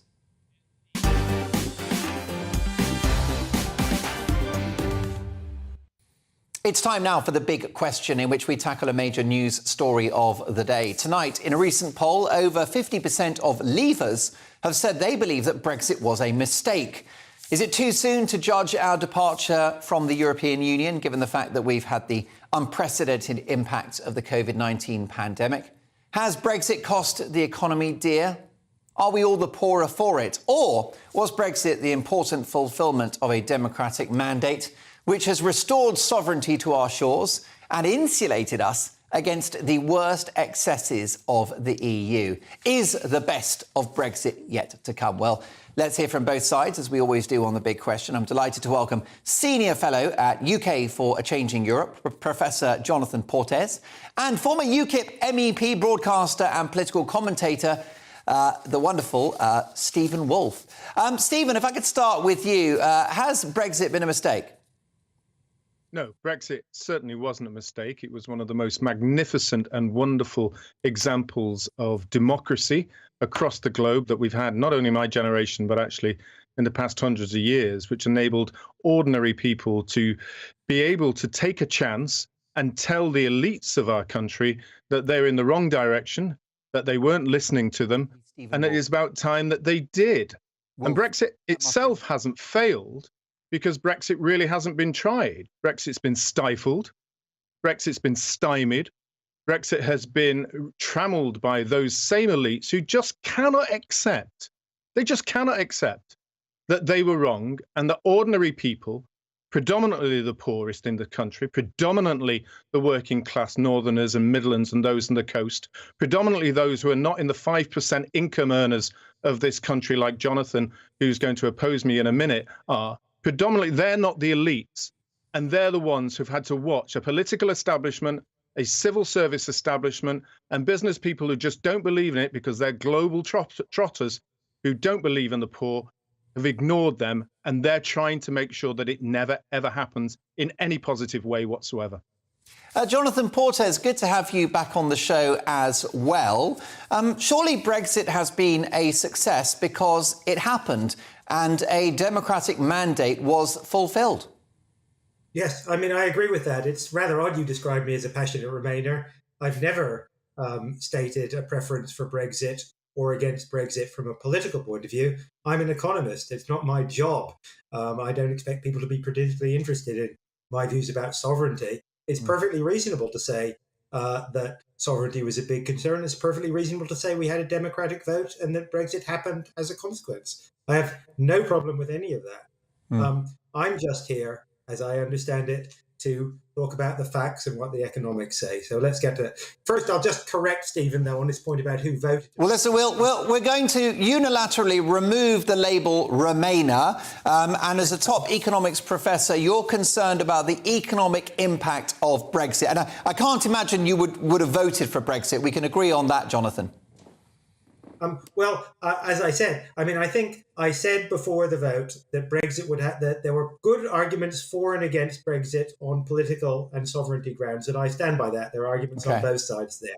On economic grounds, however, it was always clear, there was always an absolute consensus across the ideological spectrum among serious economists of trade, that Brexit would not be catastrophic from an economic point of view, and I don't think it has been catastrophic from an economic point of view, but that would do some significant economic damage. It would make trade more difficult, and that would make us poorer. And I'm afraid on this, the experts were right. It hasn't been a catastrophe. It has made trade more difficult, and it's made us somewhat poorer.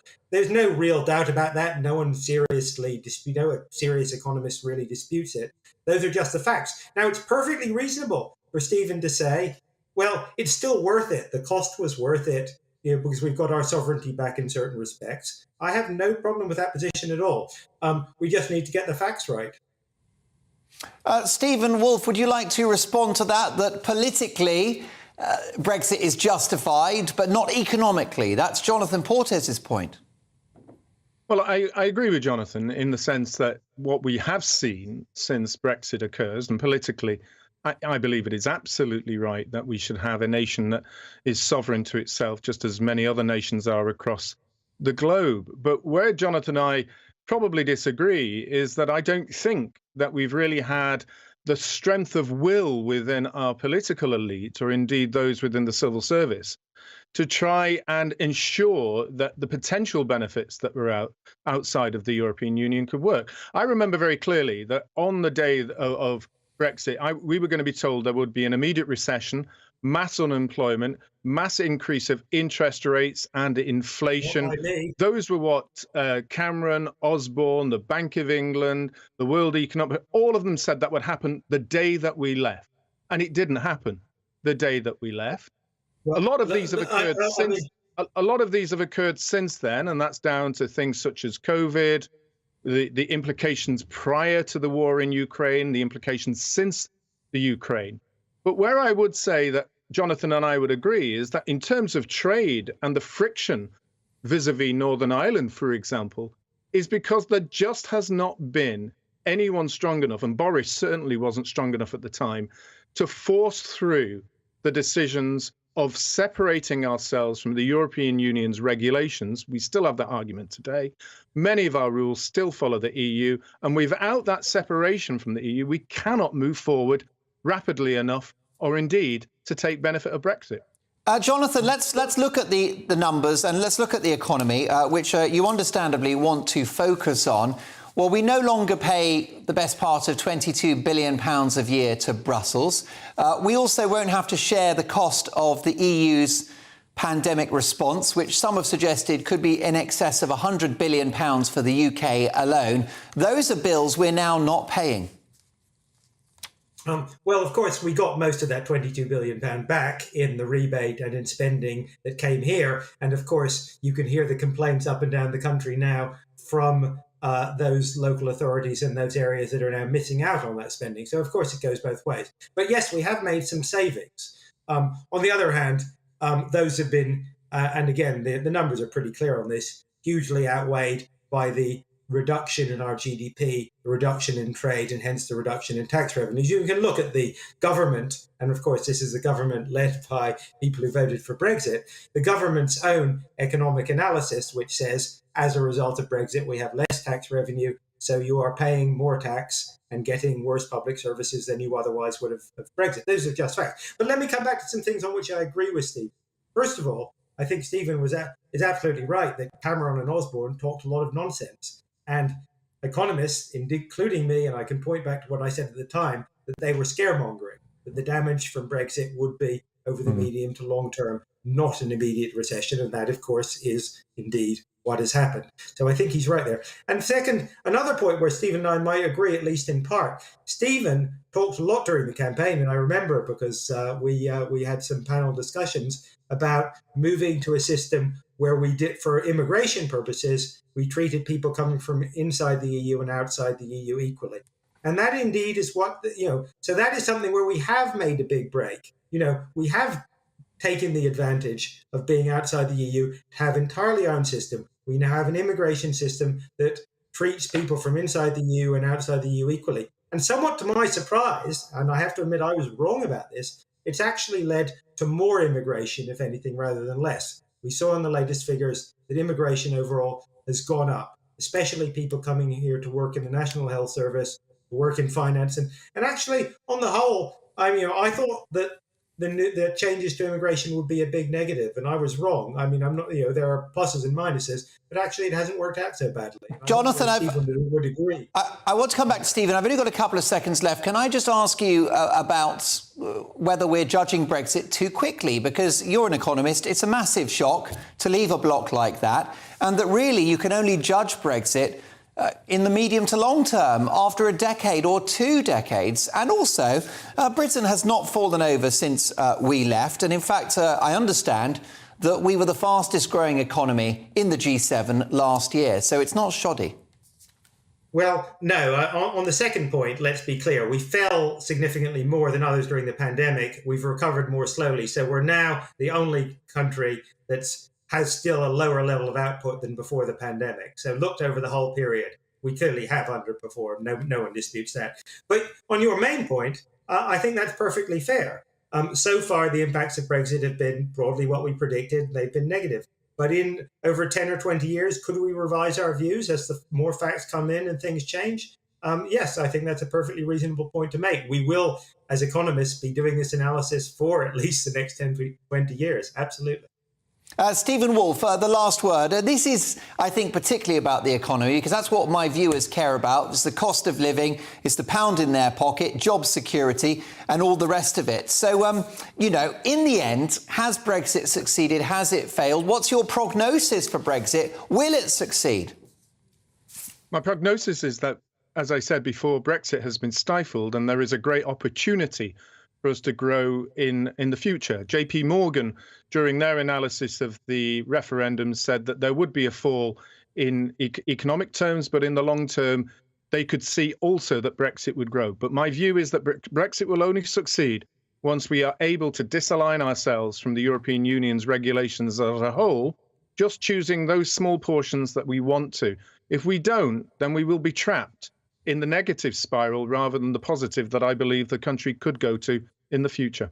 Jonathan, Stephen, a cracking debate. My thanks to Professor Jonathan Portes, Senior Fellow at UK for a Changing Europe. Not a Remainer, just somebody that's focusing on the economics of the issues around Brexit. And former UKIP MEP, broadcaster and political commentator Stephen Wolfe. Gentlemen, thank you for that. Your reaction, Mark at gbnews.uk. Coming up in Mark Meets, my Mark Meets guest is the man that exposed Jimmy Savile, former cop Mark Williams-Thomas. We've got the papers at exactly 10:30 sharp with full panel reaction and my take at 10. And I'll be dealing with the nurses who are going on strike, including in A&E and cancer wards. That's my take at 10 in half an hour. But next, has the BBC licence fee had its day? See you in 3.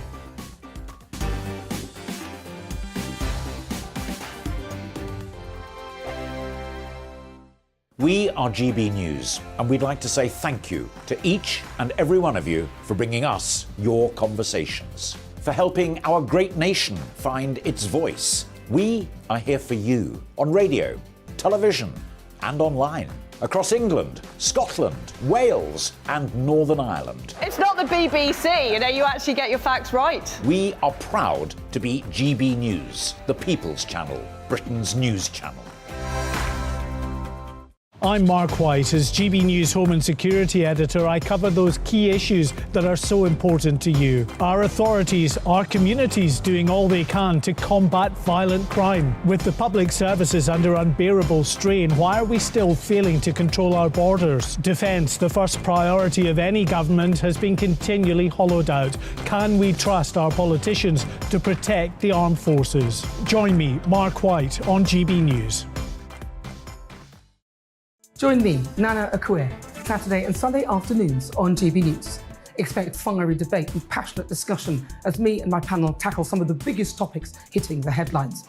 It's a place for everyone's opinion. No one gets cancelled, but no one gets an easy ride. Oh, she's on it today! Be ready for conversations that are fierce, frank, and of course, fun. Every Saturday and Sunday afternoon from 4 p.m.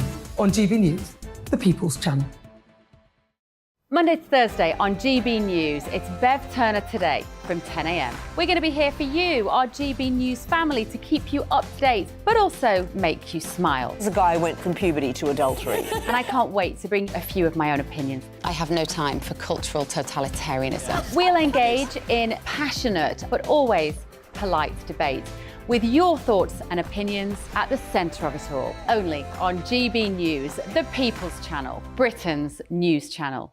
Join me every Sunday at 6 p.m. for Gloria Meets. In exclusive interviews, I'll be finding out who our politicians really are and what they really think. It's something that you would never want anyone to suffer. I didn't know what channels there were. I didn't think I'd be believed. I must have weighed about 7 stone and I'm 5'8". My instincts was to sort of cover this up. I mean, clearly that was a mistake. Join me every Sunday at 6 p.m. on GB News, the People's Channel, Britain's news channel.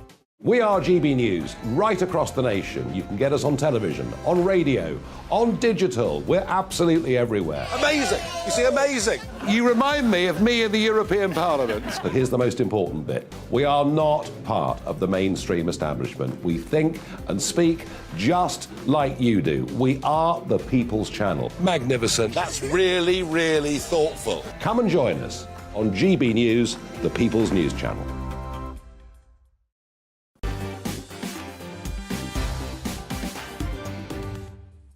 Is Brexit working? Mark at gbnews.uk. Cracking email from Annie in Norwich. Good evening, Annie. How are you? What a lovely part of the world Norwich is. Annie says Brexit is working in spite of delay because of COVID pandemic and Ukraine war. 40 years of hell in EU cannot be undone overnight. There you go. A bit of a mic drop email there from Anne or Annie. One of the biggest slogans, says John, was to take back control of our borders, and we've totally lost control of our borders. But this country, in this country, taxpayers are paying £7 million a day to put people up in hotels. They have lost the Brexit argument. Are you feeling the Brexit benefits? If you are someone that voted leave, have you got buyer's regret? My view is that Brexit will be a success and it needs time. But there you go. We'll get to that debate, of course, on a future occasion. Reacting to the big stories of the day, my all-star panel, broadcaster Stephanie Tecci, journalist and best-selling author Hilary Freeman, and the leader of UKIP and former Conservative MP, Neil Hamilton. Now, the BBC has got itself into hot water again, just a week after the chairman faced calls to resign over his friendship with Boris Johnson. And, of course, the small matter of an £800,000 loan. The channel's funding model is currently under review after a report found the current fee to be regressive. And it looks like the Director General, Tim Davie, agrees. Speaking to staff this week, he allegedly told them it's truly amazing what we're pulling off. Oh, there you go. Now, that doesn't sound like value for money to me. So has the BBC licence fee had its day? Hilary Freeman. Well, I don't think it has, because I think if you move to a subscription model, then you end up with a load of documentaries about serial killers, and we've all seen what that leads to this week, haven't we? People don't want to pay for the sorts of things that the BBC excels at, which is, you know, news, investigative news. Drama. People don't want to pay for that. Drama. People don't want to pay for the World Service, you know, the things that are really part of the BBC that make it world-renowned and world-leading. And if you go and see TV in other countries whenever you're on holiday, you just realise how good the BBC is, because it's just full of rubbish, other TV, you know, other countries' TV. So I personally think that the licence fee should stay, because we are funding something that's important. It's a British institution. OK, Neil Hamilton, over to you. The ball's in your court. Well, I can remember when there was only one TV channel in this country, the BBC, and, of course, in those days, the licence fee made sense, because if you had a television, you had to watch the BBC, so it had to be paid for somehow. But in the modern world, of course, it's completely inappropriate. I can see the argument for public sector broadcasting, but most of what the BBC does is not public sector broadcasting. Just look at the listings for any night of the week. You know, it's all cooking programmes, location, location, location, and utter drivel, which I'm not interested in. Or else it's left-wing propaganda, like all the rubbish that they do on climate change and so on. I don't want to pay for any of that. Yes, there is an argument for at 150 quid. It's a lot of money for most people, or it is a lot of money for quite a number who are on low incomes. Why should they be forced to pay through the nose for it? So I think there's a major argument here about why should people be forced to pay for things that they don't want. The BBC needs to shape up and appeal to its audience. And yes, I can see the argument for subsidising real things, like the orchestras, for example, like the World Service, which was mentioned a moment ago. Get back to the true principles of public sector public interest broadcasting that it started with. When you look at the motto, which is over the BBC building in Portland Place, about education and enlightenment and so on. Hi, Mark, says Jacqueline. It's for you, Stephanie. My husband and I don't pay the licence fee because we don't watch the BBC. We simply refuse to pay yet another tax. Yeah, and you know what? A lot of people are feeling like that because, you know, people are now asking themselves what has got to go. And the fact that people are being forced to pay a licence fee for a media institution, even though I do, you know, with my whole heart, respect that the BBC is a heritage institution when it comes to the media landscape, and it deserves its respect as such. But people aren't connecting with it anymore. And people should have the right to say, actually, I don't want want to pay for this service anymore. And to know that Tim Davies making such comments where they're gloating about potentially banking £23.6 billion over the next 6 years, it's not a paycheck that they automatically deserve. And it should be questioned and it should be held to public scrutiny, and rightly so. We're in this era of Netflix and chill these days, so people are subscribing... I gave that up years ago. Oh, no, you didn't, Mark. People are subscribing... Talk to Neil about that. I will, after the show. People are subscribing to various content online. So how is the BBC still relevant to people? Well, yeah, I mean, Neil, you mentioned bias. I mean, there are concerns about how neutral the BBC are, whether it was Brexit or indeed coverage of Boris Johnson's premiership.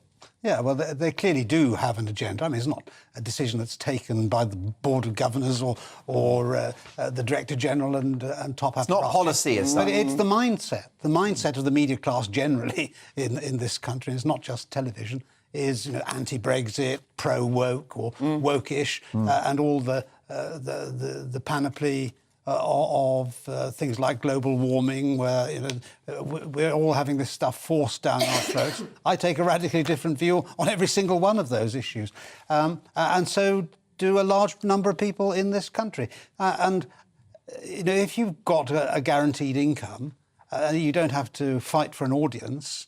You are going to have quite a different view of your client base or customer base than if you do have to depend upon persuading them to give you their money in order to pay your wages.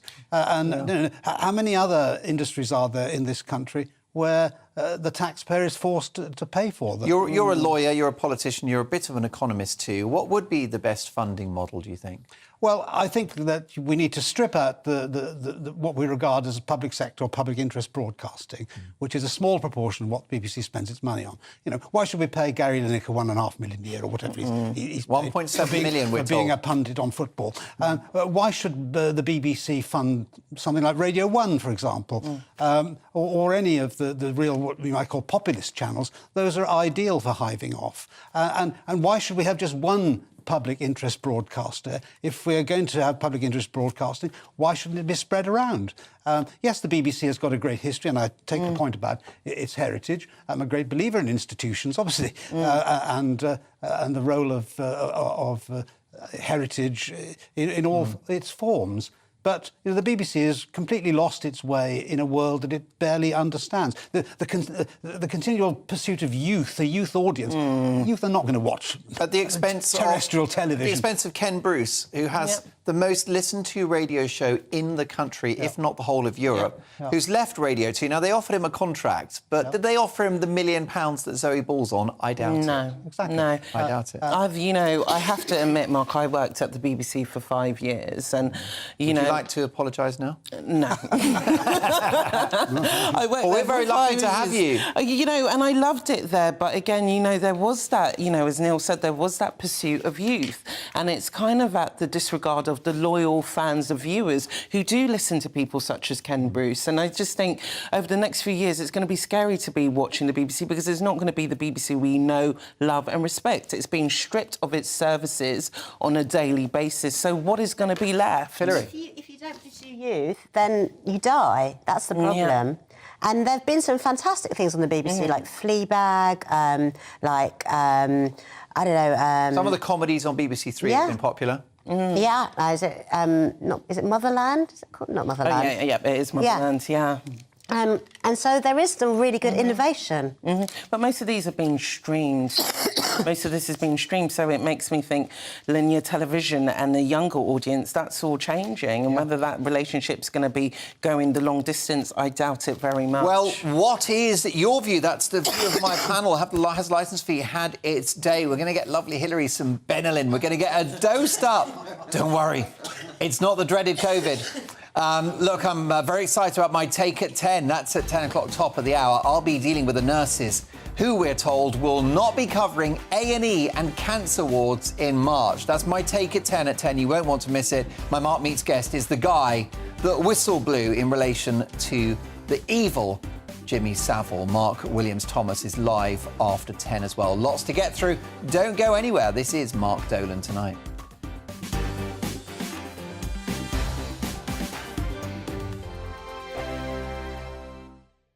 First and foremost, I am a GB News fan, and I was before I was working here. Just love the fact that we're asking the questions that a lot of establishment media won't ask. With a bit of a twist, we not only want to inform you, but we want to keep you entertained. It's worth the drive because you get in and the team's all ready and waiting, they're itching to go, and it's a proper little family. GB News is the People's Channel. It's the audience that makes the programme sing. We're giving our viewers and our listeners a voice. I see the thousands of your letters, tweets, emails, you name it, coming in. Britain is broken.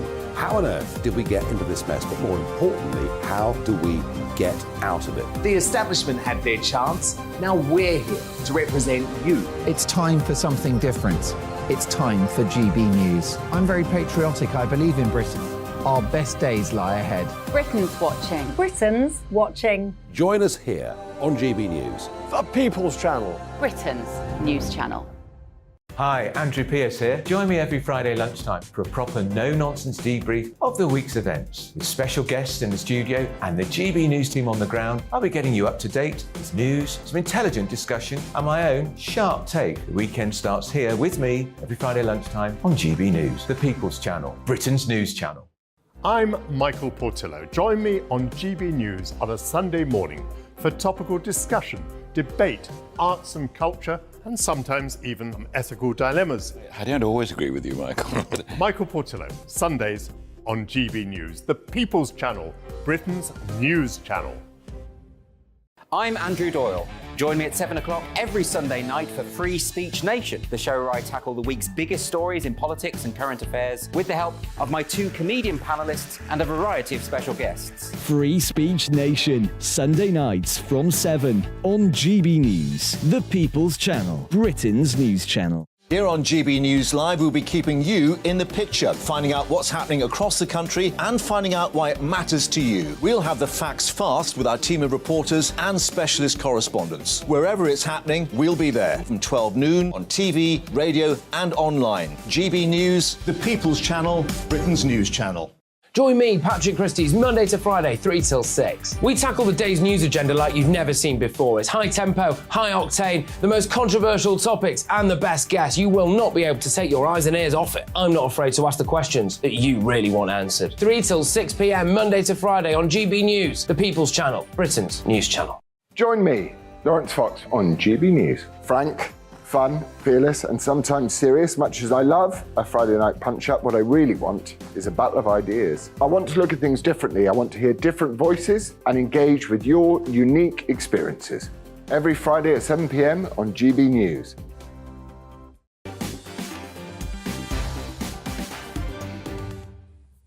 In my Take at 10 at the top of the hour, I'll be dealing with the striking nurses who are threatening to leave their positions in A&E and on cancer wards in March.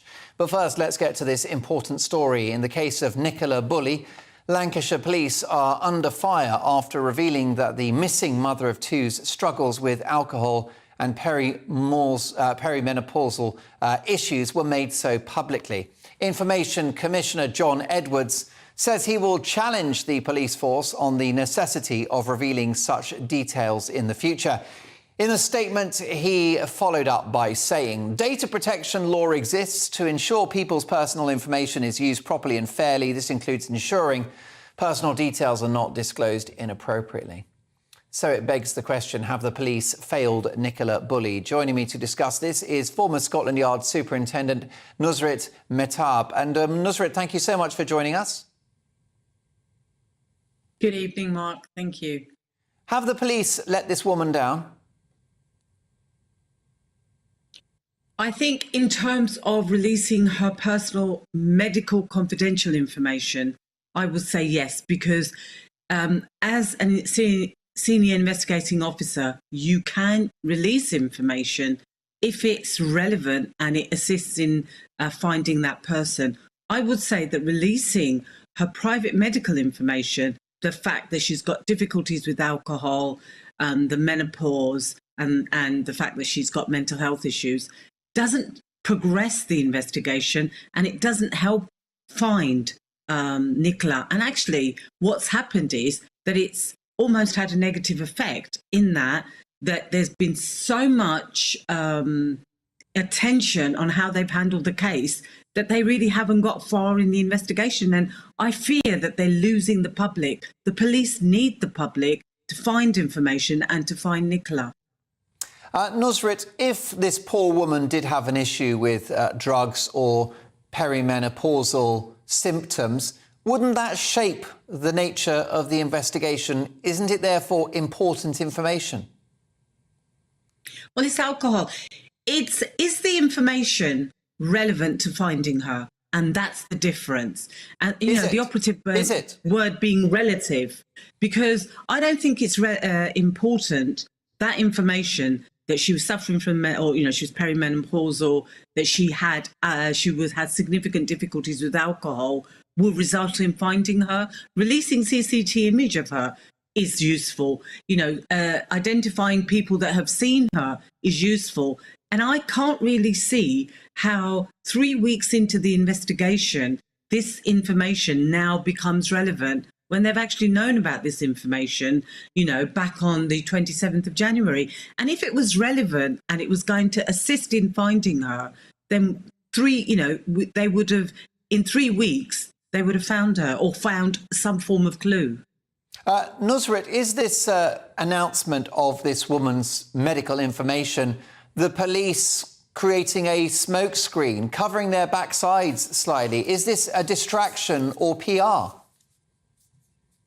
I've heard it said it's a distraction, but, we've got to look at what's happening with the investigation, and we can only speculate. They're really trying their best. There's a team of detectives working really hard. What's distracting is the release of this information, because that's taken the focus off. What needs to happen is the focus needs to come back to the investigation, and everybody needs to work together to find her. Are the media helping or hindering, Nusret?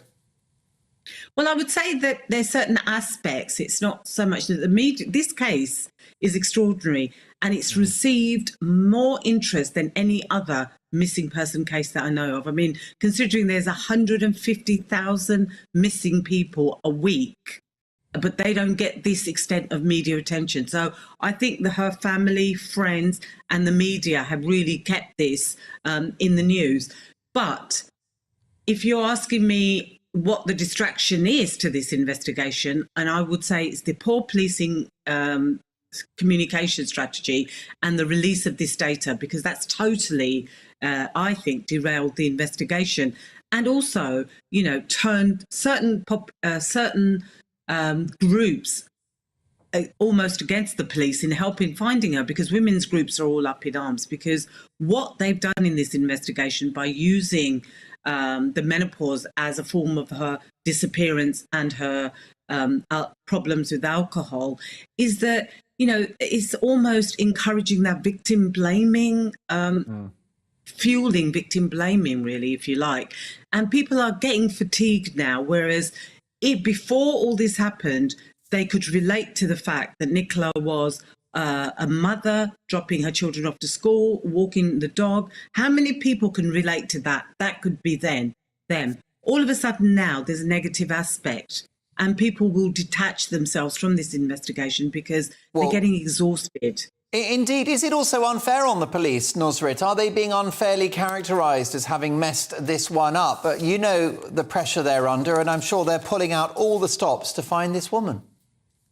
Yeah, I mean, this whole negativity around it. Don't forget that there's people working relentlessly behind the scenes to find Nicola. There's a whole policing team, so many resources. And with this negativity, they are human beings, and they will get demoralised as well, because they are doing their best. I mean, the focus when the briefing was done on the superintendent, what she was wearing, she was wearing a cocktail dress. She looked like she was going to Love Island. How is that even relevant?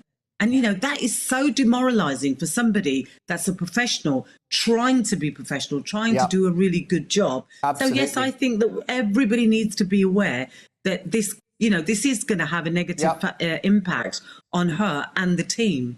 Demoralising and sexist. My deep thanks for your time. That was Nusret Mehtab, who's a former Scotland Yard superintendent. Next up in My Take at 10, I will be dealing with the striking nurses who won't be covering A&E or cancer wards in March. You heard me right. My reaction straight after this.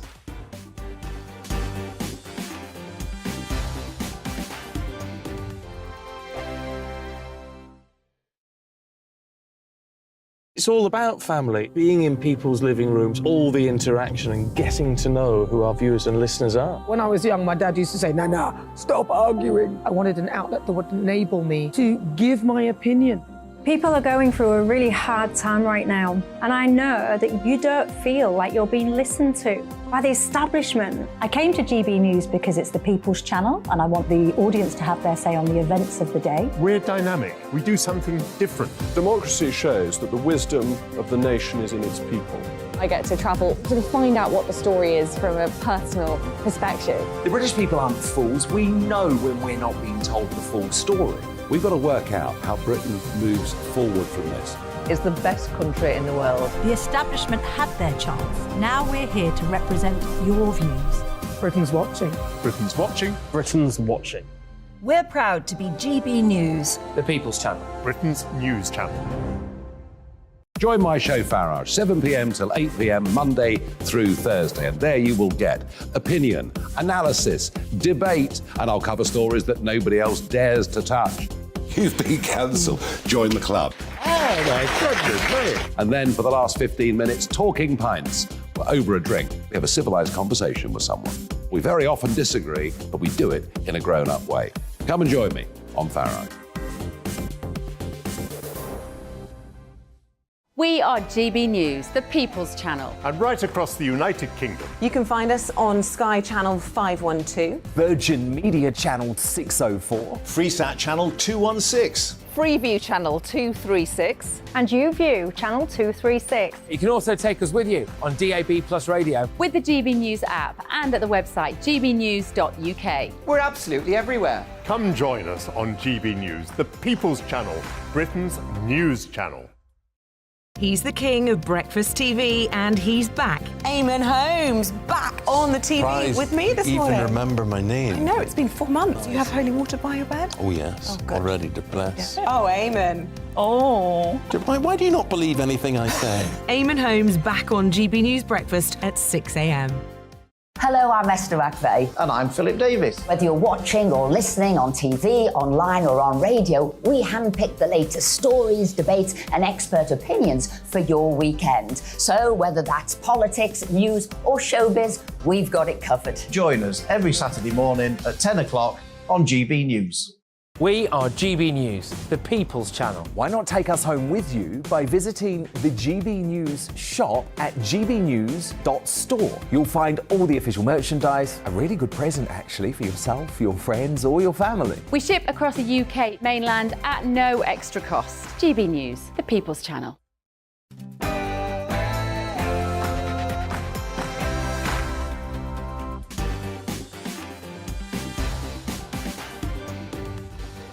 It's 10 o'clock and this is Mark Dolan tonight. In My Take at 10 in just a moment, with nursing staff expected to walk out of A&E and cancer wards, it's enough to make you sick.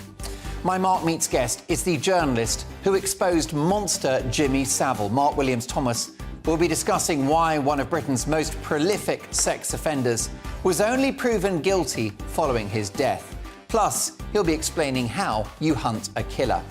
We've got tomorrow's papers at exactly 10:30 sharp. You can set your watch to it. But my Take at 10's on its way, and those striking nurses, they want to walk out of A&E. You couldn't make it up. First, the headlines with Tatiana Sanchez.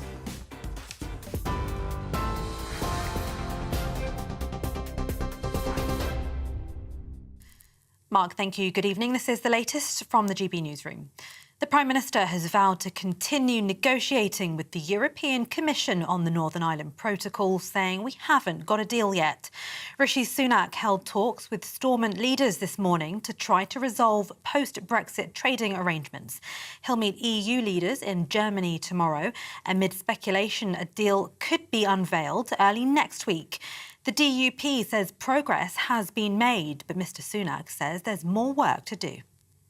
Well, the test that I've set myself is that we protect Northern Ireland's place in our internal market, that we protect the Belfast Good Friday Agreement, that we resolve the practical issues that the protocol is causing families and businesses in Northern Ireland, and crucially that we address the democratic deficit. Those are the issues that we need to work through, and that's what my ministerial colleagues and I will be talking to the EU about.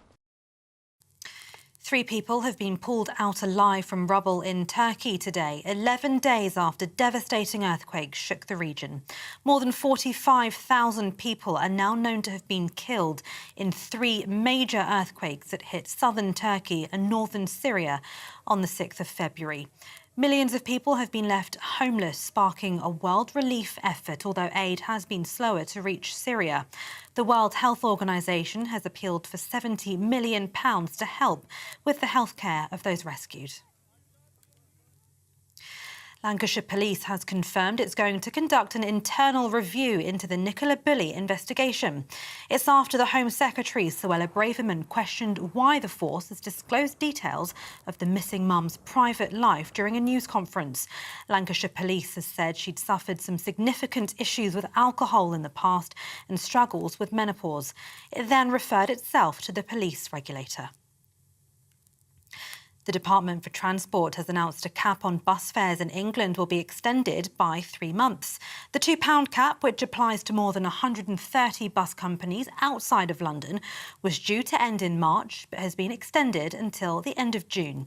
The aim is to increase passenger numbers, but also to help bus users during the cost of living crisis. Roads and Local Transport Minister Richard Holden says the cap has been positive. I think it's got to go hand in glove with actually getting people on the bus network as well, because what we want to see is a thriving bus network in every part of the country, whether that's in Somerset or in a city like Bristol as well. We want to see those bus networks really thriving and people being able to use them, and also this £2 fare cap I think will really help people think differently about buses, especially when they're going to also take into account things like parking and all that sort of thing when you're trying to get into a town or a city. A Qatari sheikh has confirmed a bid to buy Premier League football club Manchester United. Sheikh Jassim bin Hamad Al Thani is the chairman of one of Qatar's biggest banks. The Qataris are the second group after Sir Jim Ratcliffe to submit a bid to buy 100% of the club. That's ahead of this evening's soft deadline. The Glazer family completed their controversial takeover at Old Trafford in 2005. TV, online and DAB+ radio. This is GB News. Now it's back to Mark Dolan tonight.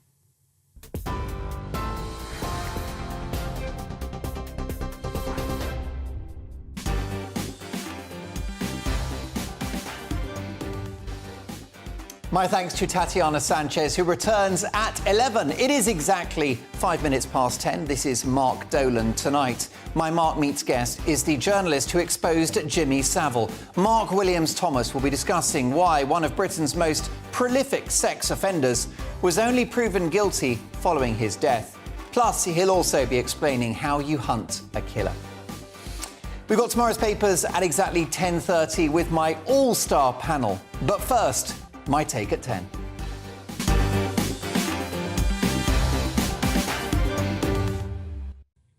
Quick word of advice to one and all. Don't get ill in March when the nursing unions are threatening to deliver their toughest industrial action yet, with nursing staff expected to walk out of A&E and cancer wards.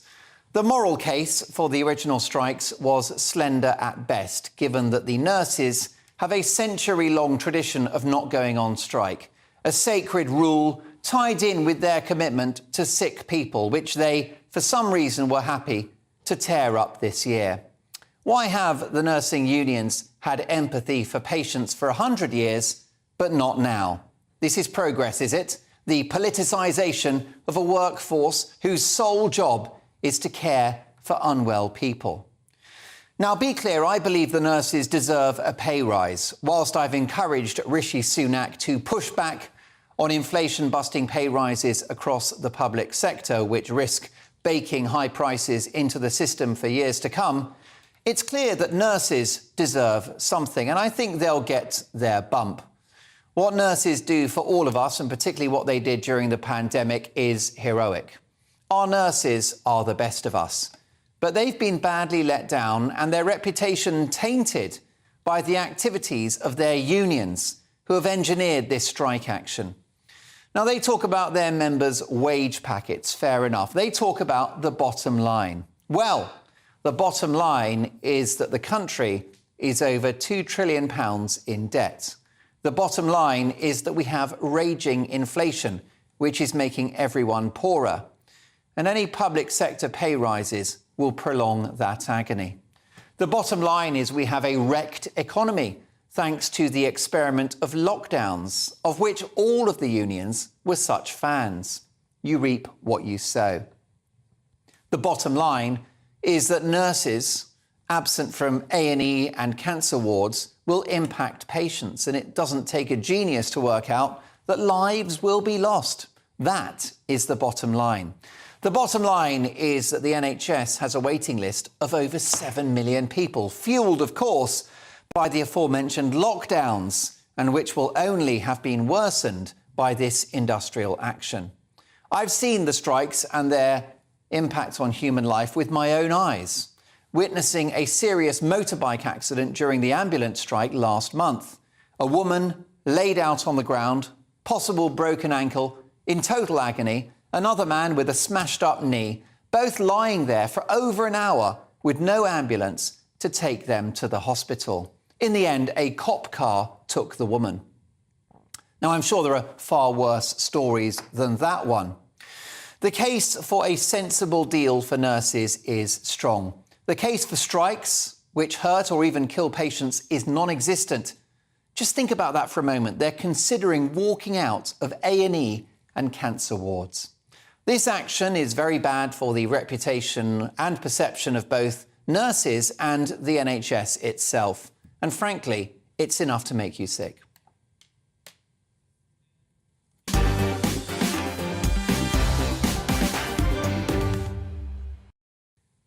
Your reaction, do you back the nurses? I think they deserve something, but I spoke to a nurse earlier in the show who said 10% is pretty generous, she would take that. She said that the unions saying no to 10% is irresponsible. Well, we've heard the unions are looking for 19%.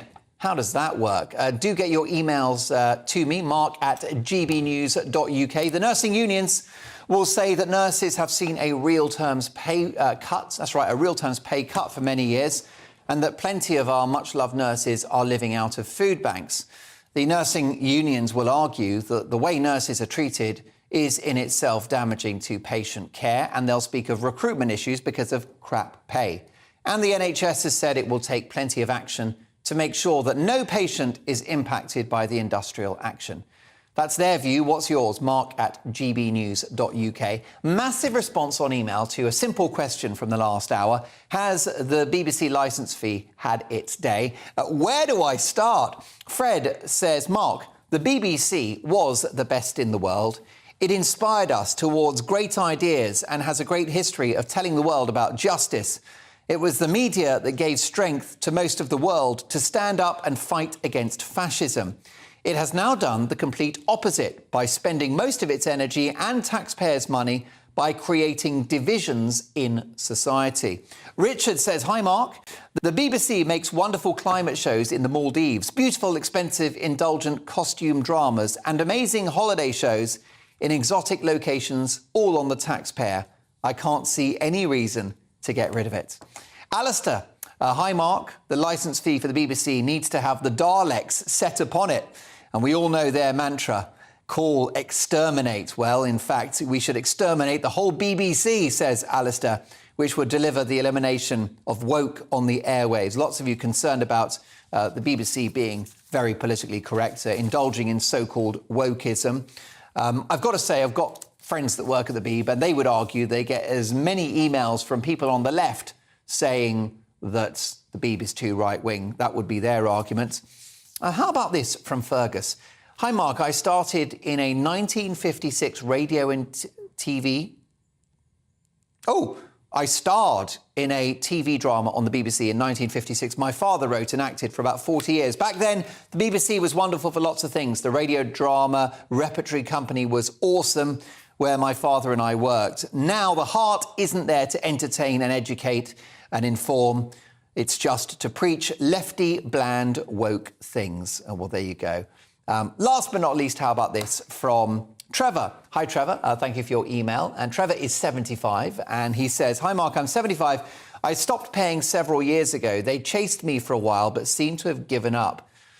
Question of Sport ruined, Radio 2 ruined, and now the threat of no Masters Golf. I'm not paying for the ridiculous salaries of auto-cue newsreaders and the execrable Lineker." Trevor, thank you for that, but please don't be too harsh on those auto-cue newsreaders. Lots more to come, including the papers at exactly 10:30 sharp. But next up, my Mark Meets guest is the best-selling author, investigative journalist and documentary maker, the man who exposed Jimmy Savile's most appalling crimes. Mark Williams-Thomas is next.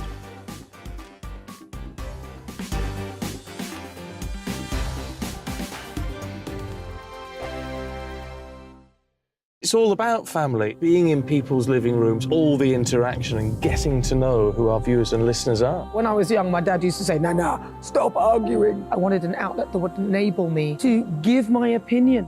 People are going through a really hard time right now, and I know that you don't feel like you're being listened to by the establishment. I came to GB News because it's the People's Channel, and I want the audience to have their say on the events of the day. We're dynamic. We do something different. Democracy shows that the wisdom of the nation is in its people. I get to travel to find out what the story is from a personal perspective. The British people aren't fools. We know when we're not being told the full story. We've got to work out how Britain moves forward from this. It's the best country in the world. The establishment had their chance. Now we're here to represent your views. Britain's watching. Britain's watching. Britain's watching. We're proud to be GB News. The People's Channel. Britain's news channel.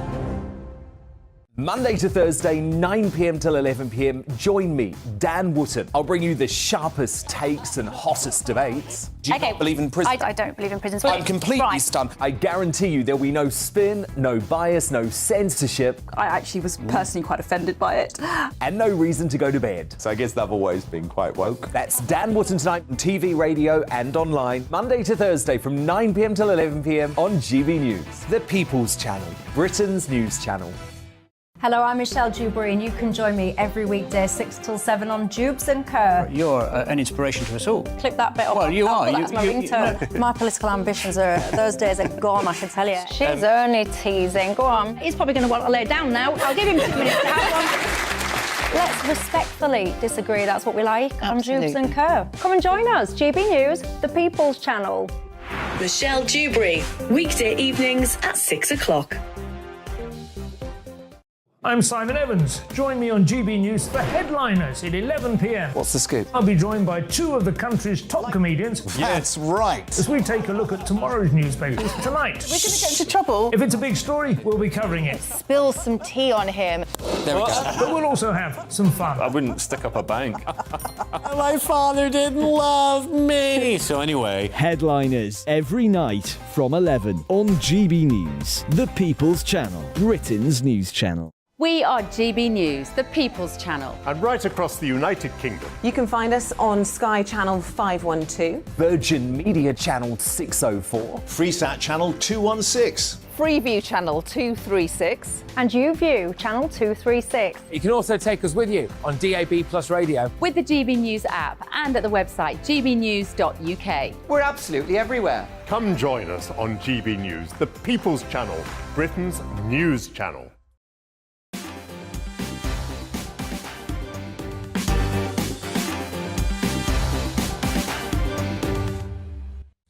It's time now for Mark Meets, in which I speak to the biggest names in the world of politics, showbiz, sport and beyond. Tonight, the retired detective police officer and best-selling author Mark Williams-Thomas, who uncovered the scale of Jimmy Savile's crimes and helped achieve closure, if not justice, for Savile's thousands of victims. Mark Williams-Thomas, welcome to GB News. Hi, Mark. When did Jimmy Savile's crimes come to your attention?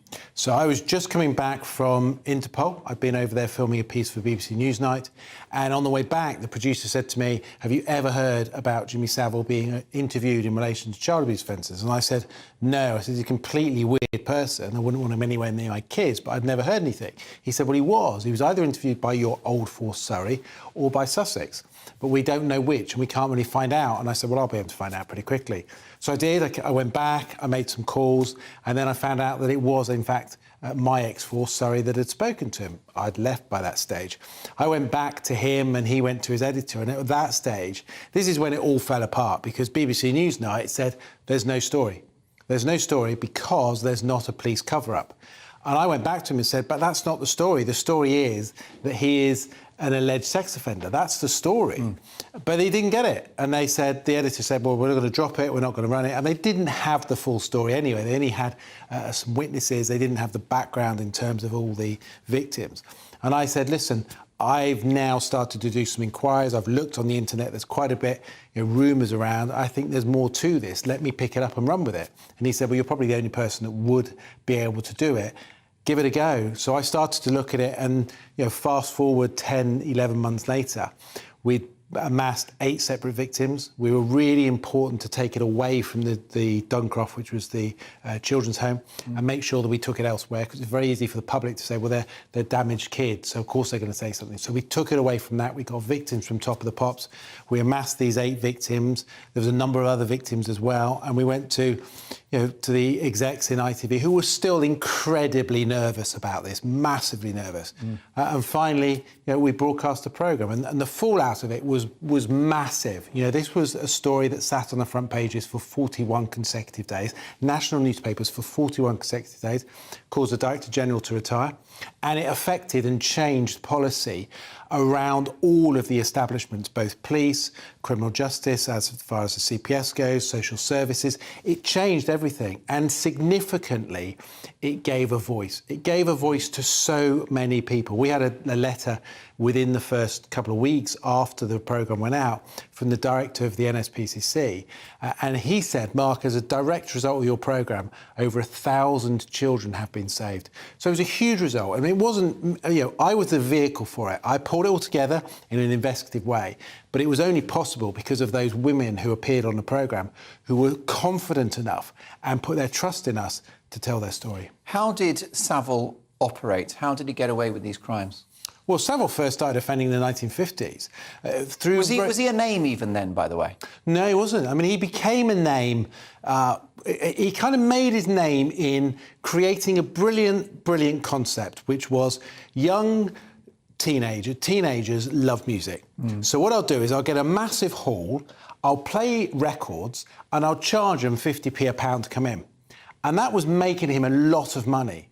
And so he'd rung them 2-3 times a week, particularly at the weekends. And of course, that then started to bring children into his world. And as a result of that, obviously, he then started to offend. His early offending behaviour began very early in the 1950s and 60s. But he also had a really brutal side.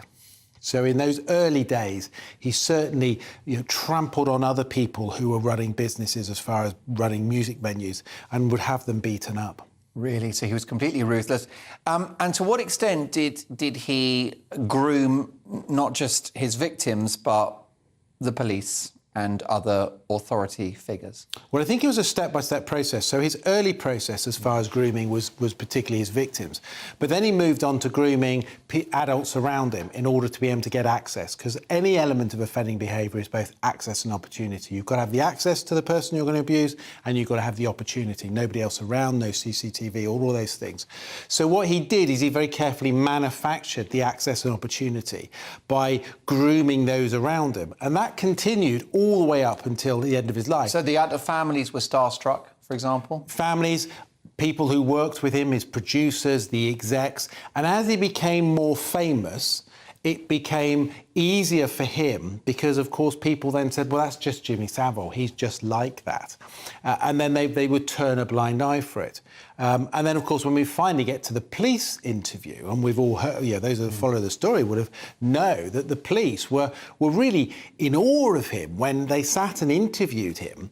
He said to them, look, I'm going to sue you. I'll sue you if this turns out you're going to pursue this. So he was really very threatening in terms of it. But that's what he did. He'd get letters quite regular from people making threats against him in relation to his abuse, saying they're going to expose him, and he would send a letter to them. He would be very litigious in terms of that. So he was constantly on the guard, looking, and actually incredible, really, that he wasn't exposed earlier. But today, if this had happened today, he would have been, and I'll tell you why, because social media has completely changed the landscape. And in terms of the Beeb, do you think there are parallels with how they handled it to perhaps how the Catholic Church have handled their abuse scandal? Are there parallels? Yeah, I mean, the Catholic Church was completely in denial that anything took place, and worried about their reputation. Oh, massively. Internally covering their backsides the whole time, and the BBC did exactly the same. I mean, what frustrated me so much. So we went to the BBC once we pulled the programme together. We went to the BBC and said to the BBC, "These are the allegations. Would you give us comment?" Directly to the Director General, and the Director General's response from their office was, "No, we don't think there's anything in it. We're not going to give you anything." Right, and that was it. And then they took that stance for about a week because that was the gap, kind of the right to reply. And then the press got involved, and then the story started to get bigger and bigger. And up until the morning of broadcast, they kept changing their right to reply, their response to us that they wanted to say. And it slowly got from a position of starting point, which was nothing's gone wrong, we know nothing's happened, etc., to we are going to look at this. All the Director General, I mean, this is about media management, and so often the crisis that we deal with are because the media has been managed so badly. And the BBC, I mean, there was an executive at the BBC, very senior executive, who met with a very senior executive at ITV on the day of broadcast and said to them, I don't really think this is going to go very big, is it? Crazy. And the ITV exec said, I'm not sure about that. Possibly among the most famous people in the country. How low did Savile go in terms of his crimes? Oh, brutal. I mean, he had the run of Stoke Mandeville Hospital for a start. I mean, the Stoke Mandeville, there's still an awful lot that hasn't come out in relation to Savile. But the Stoke Mandeville... Disabled children... I mean, he knew no bounds. I mean, his offending behaviour was whatever he wanted to get away with. He would commit his offences, whether it be against a young child in a wheelchair, disabled in a bed. He was also very brutal in terms of how he did it. I remember interviewing one of the ladies and he'd raped her and he'd given her a venereal disease. And the way she was describing it, and it was a point to which, and at every stage when you do an investigation, there's certain things that people tell you which never leave you. And I remember her telling me about how he'd forced himself on her and he'd given her a venereal disease. And the way she described it, you knew straight away that he just didn't care. He did not care. He got what he wanted, and for them, they were just collateral damage. Nicola Bulley has gone missing, mother of two. It's a tragic story, a nightmare for the family. What's happened to her? Where is she? Well, I don't know. I wish I did know. I've been up there this week as a result of being asked by the family to go up there. Your coverage has been very compelling, I've got to say. You've been critical of the police response. Yeah, hugely critical. I mean, I went up there with a very open mind in terms of what's taken place, and I have been, was critical before I went up there, and I went up there specifically as a request of the family. The problem is that the police have slowly got worse and worse, because what we've ended up with now is a debacle from a press conference the other day, where for the very first time they announced that she had vulnerability. I don't know whether that was whether that was intended. It kind of came across as it was one of them released it and then they had to go with it. But what then followed in the hours after that was this need for them to explain what that meant, because they refused to say it in the press conference. Then they needed to explain it, and then they came out with she was suffering from, she had an issue with alcohol and menopause. Let's be very clear. That is utterly appalling information to share. It's detrimental both in terms of Nicola, and of course if she's alive and comes back, how does she do that? But also to the family. And it means that the public will have these preconceived ideas. Oh, so she's an alcoholic. So what was she doing on the morning driving? All of these things which are not true to the degree, you know, that's interpretation. What they should have done is on day one said this is a high-risk MISPA. She is currently suffering from depression. She's got some mental health issues. They're all being helped. She's getting some help for it, and we're doing everything we can. That would have stopped it because the public would have gone, get it. Briefly, what are the percentage chances, given the fact that you know about these cases, the percentage chances that she will be found? I think she'll be found. The question, of course, is will she be found alive? Right. The reality is there's three elements to what's taken place. Either she went in the water at the location where they say she did. I don't believe that's true, and of course they've searched it. So the other aspect is, did she go into the water at another location? It's possible that she went into the water beyond the weir, which is where there's a tidal element of it, or she left off her own free will. And the very significant thing is the one area that doesn't have CCTV is the one area that she always used. So when the police say, we're pretty sure she didn't leave the area, they absolutely can't say that. There's no CCTV that area, and that's exactly the route she walked in, and it would be exactly the same route she would walk out. Let me tell you that Mark Williams-Thomas has a brand new book out. It is a bestseller. It's winning rave reviews. It is called Hunting Killers. Through tireless research and perseverance, Mark Williams-Thomas takes us on a journey of discovery, gathering and pursuing new evidence, earning the trust of silent witnesses and sharing the personal toll this extraordinary job takes on him. Fascinating book. It's out now, Hunting Killers. Thank you to Mark Williams-Thomas. Next up, we've got tomorrow's papers. Don't go anywhere.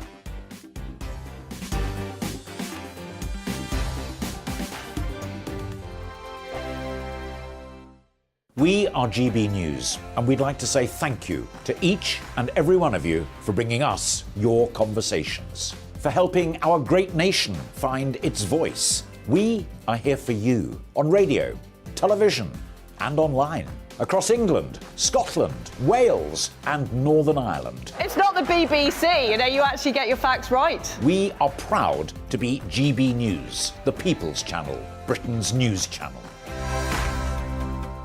I'm Mark White. As GB News Home and Security Editor, I cover those key issues that are so important to you. Our authorities, our communities doing all they can to combat violent crime. With the public services under unbearable strain, why are we still failing to control our borders? Defence, the first priority of any government, has been continually hollowed out.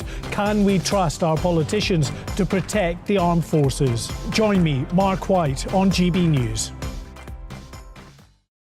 Join me, Nana Akue, Saturday and Sunday afternoons on GB News. Expect fiery debate and passionate discussion as me and my panel tackle some of the biggest topics hitting the headlines. It's a place for everyone's opinion. No one gets cancelled, but no one gets an easy ride. Oh, she's on it today! Be ready for conversations that are fierce, frank, and of course, fun. Every Saturday and Sunday afternoon from 4 p.m. on GB News, the People's Channel.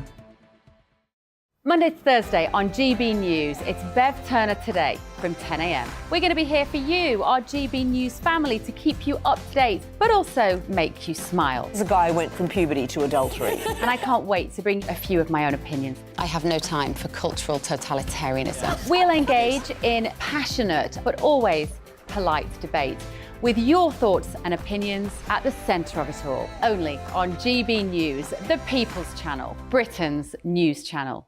Join me every Sunday at 6 p.m. for Gloria Meets. In exclusive interviews, I'll be finding out who our politicians really are and what they really think. It's something that you would never want anyone to suffer. I didn't know what channels there were. I didn't think I'd be believed. I must have weighed about 7 stone and I'm 5'8". My instincts was to sort of cover this up. I mean, clearly that was a mistake. Join me every Sunday at 6 p.m. on GB News, the People's Channel, Britain's news channel.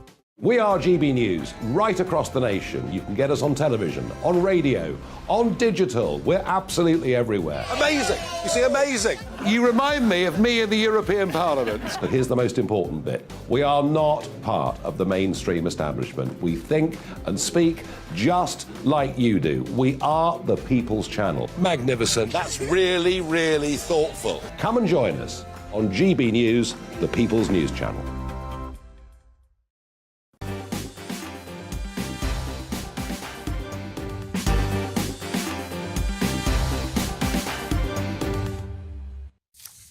You can tell Greg's in charge because it's exactly 10:30, which means it's time for tomorrow's papers. And, oh boy, have we got plenty of exciting headlines for you. We start with the Daily Telegraph. Have a look at this. PM's Brexit deal falls short, say unionists. Rishi Sunak was warned tonight that his Brexit deal falls short as Northern Irish unionists refuse to accept the rule of the EU court. The Prime Minister has admitted there's still work to do as he rushes to get an agreement over the line to present to Parliament on Tuesday. That was the topic of the first hour of the show, in which I had a fascinating conversation with Sir John Redwood. I'll get the reaction of UKIP leader Neil Hamilton very shortly. OK, where should we go next? We've got the Times newspaper now. Let's have a look at their headline. New Brexit deal will be biggest test yet for Sunak. Rishi Sunak faces the biggest test of his premiership next week as he prepares to push ahead with a new Brexit deal despite significant reservations among Eurosceptic MPs and Neil Hamilton.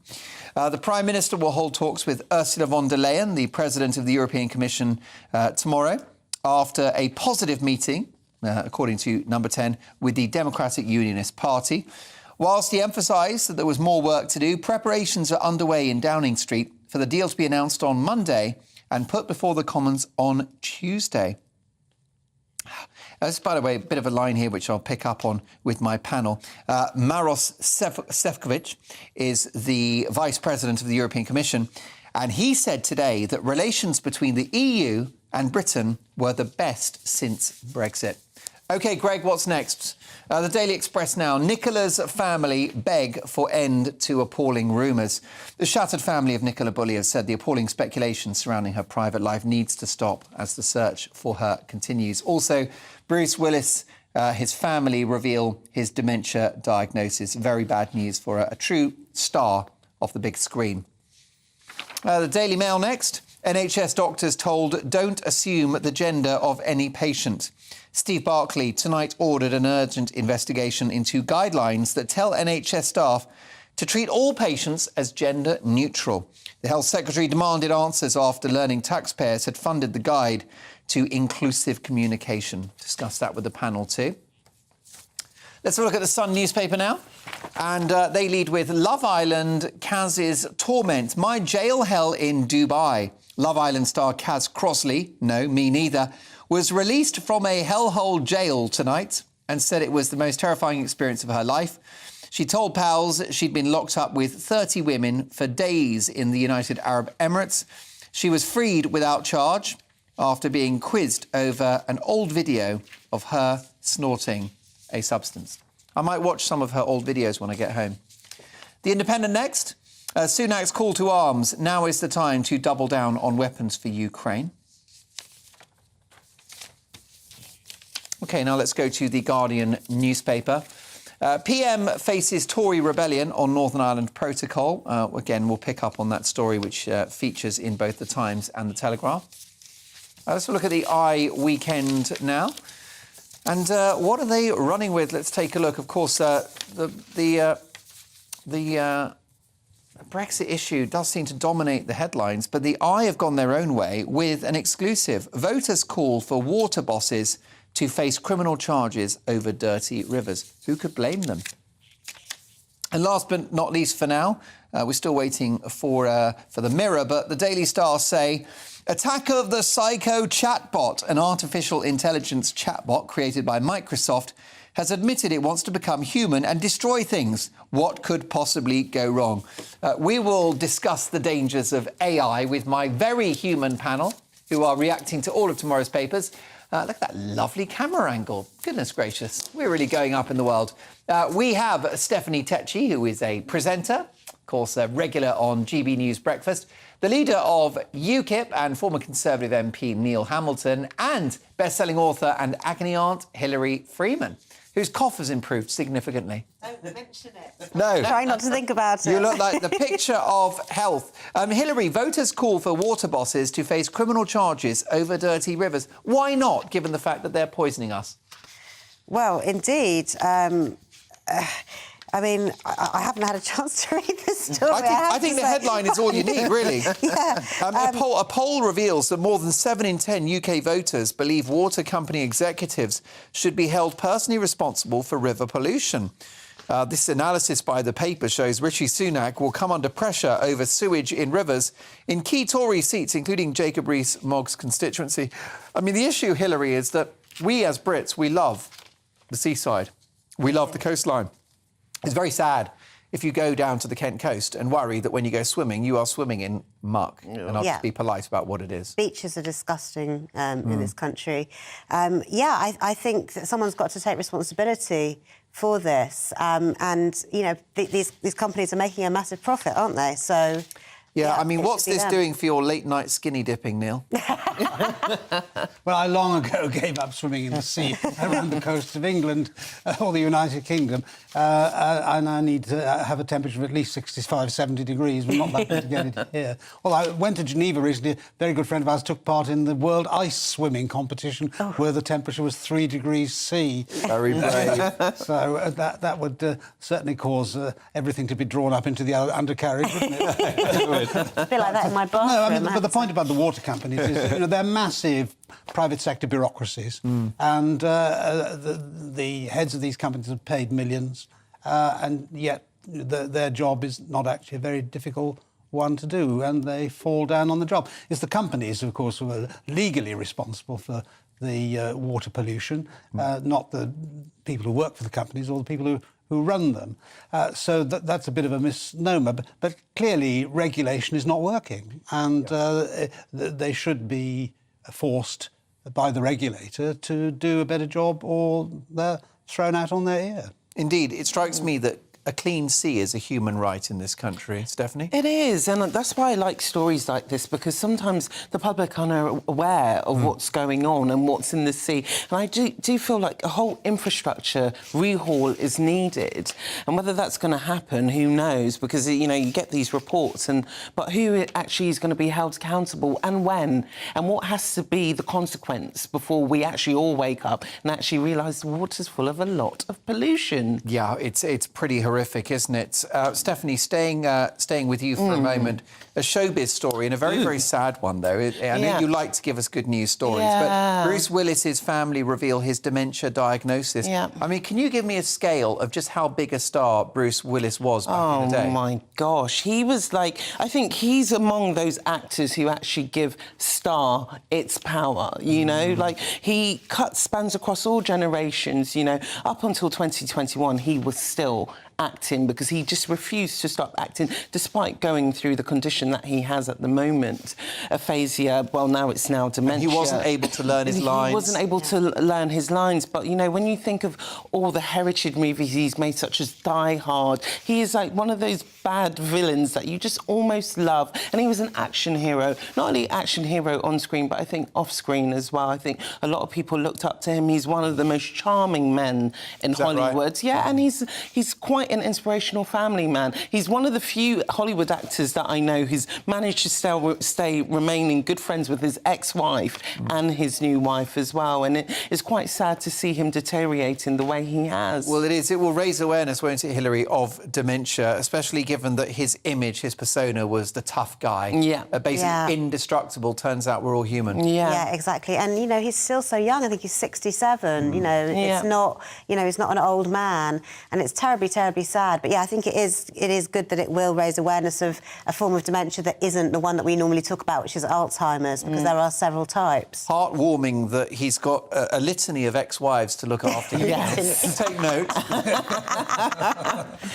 Yeah, I'm still on number one.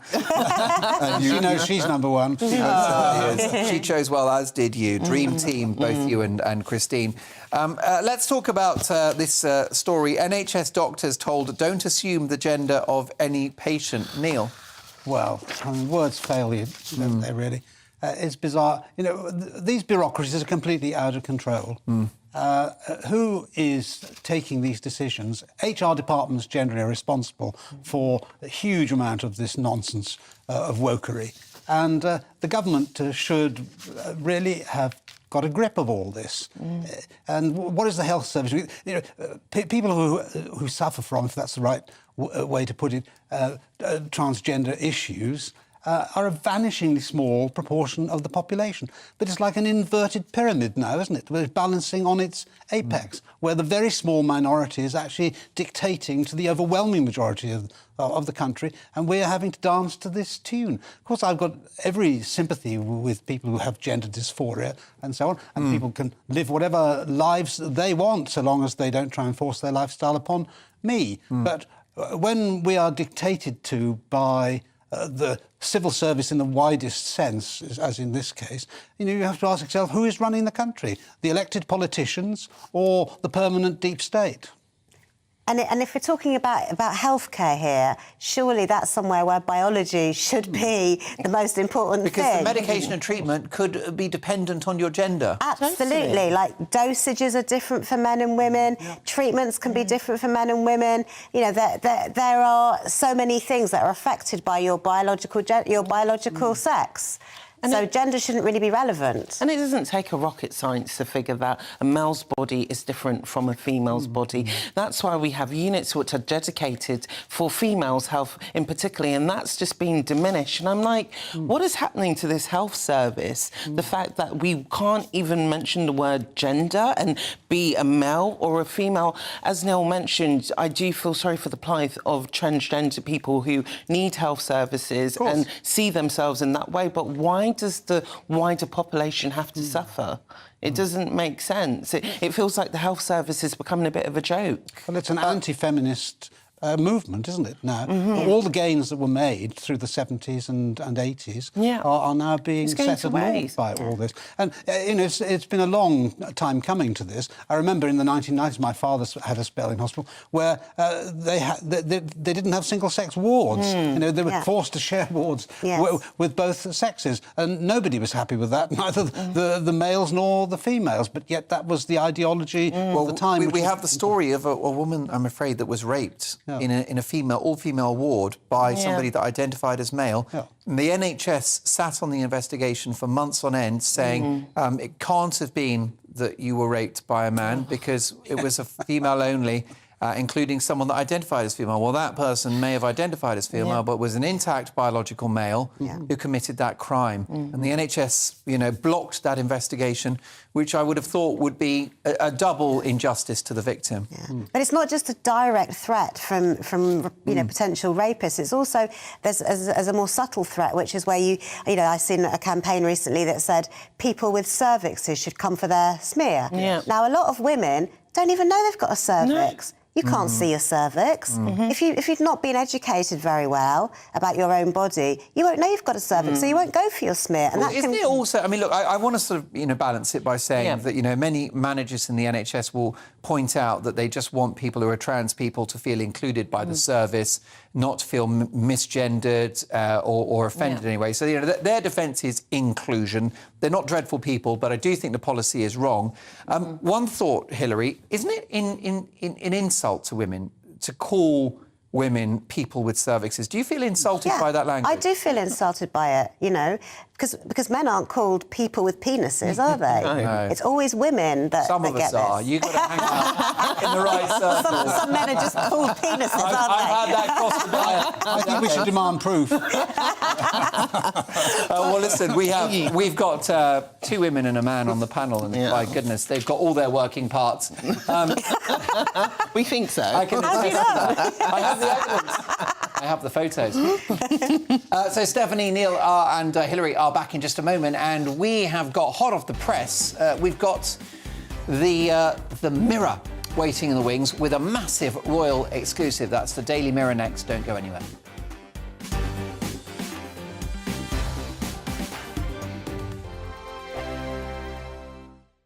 First and foremost, I am a GB News fan, and I was before I was working here. Just love the fact that we're asking the questions that a lot of establishment media won't ask. With a bit of a twist, we not only want to inform you, but we want to keep you entertained. It's worth the drive because you get in and the team's all ready and waiting, they're itching to go, and it's a proper little family. GB News is the People's Channel. It's the audience that makes the programme sing. We're giving our viewers and our listeners a voice. I see the thousands of your letters, tweets, emails, you name it, coming in. Britain is broken. How on earth did we get into this mess? But more importantly, how do we get out of it? The establishment had their chance. Now we're here to represent you. It's time for something different. It's time for GB News. I'm very patriotic. I believe in Britain. Our best days lie ahead. Britain's watching. Britain's watching. Join us here on GB News. The People's Channel. Britain's news channel. Hi, Andrew Pierce here. Join me every Friday lunchtime for a proper no-nonsense debrief of the week's events. With special guests in the studio and the GB News team on the ground, I'll be getting you up to date with news, some intelligent discussion, and my own sharp take. The weekend starts here with me every Friday lunchtime on GB News, the People's Channel, Britain's news channel. I'm Michael Portillo. Join me on GB News on a Sunday morning for topical discussion, debate, arts and culture, and sometimes even some ethical dilemmas. I don't always agree with you, Michael. Michael Portillo, Sundays on GB News, the People's Channel, Britain's news channel. I'm Andrew Doyle. Join me at 7 o'clock every Sunday night for Free Speech Nation, the show where I tackle the week's biggest stories in politics and current affairs with the help of my 2 comedian panellists and a variety of special guests. Free Speech Nation, Sunday nights from 7 on GB News, the People's Channel, Britain's news channel. Here on GB News Live, we'll be keeping you in the picture, finding out what's happening across the country and finding out why it matters to you. We'll have the facts fast with our team of reporters and specialist correspondents. Wherever it's happening, we'll be there from 12 noon on TV, radio and online. GB News, the People's Channel, Britain's news channel. Join me, Patrick Christie's, Monday to Friday, 3 till 6. We tackle the day's news agenda like you've never seen before. It's high tempo, high octane, the most controversial topics, and the best guests. You will not be able to take your eyes and ears off it. I'm not afraid to ask the questions that you really want answered. 3 till 6 p.m, Monday to Friday on GB News, the People's Channel, Britain's news channel. Join me, Lawrence Fox, on GB News. Frank, fun, fearless, and sometimes serious. Much as I love a Friday night punch-up, what I really want is a battle of ideas. I want to look at things differently. I want to hear different voices and engage with your unique experiences. Every Friday at 7 p.m. on GB News.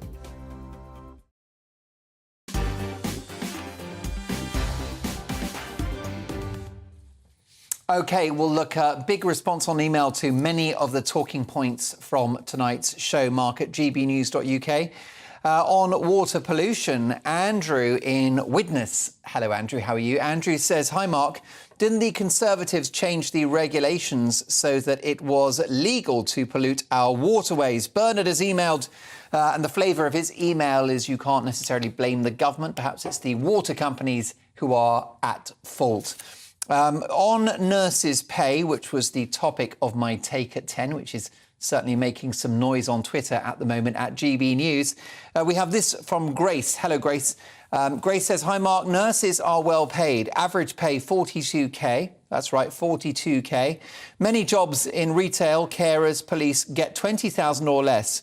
But 42k is as much as my highly skilled husband gets after a 30-year career.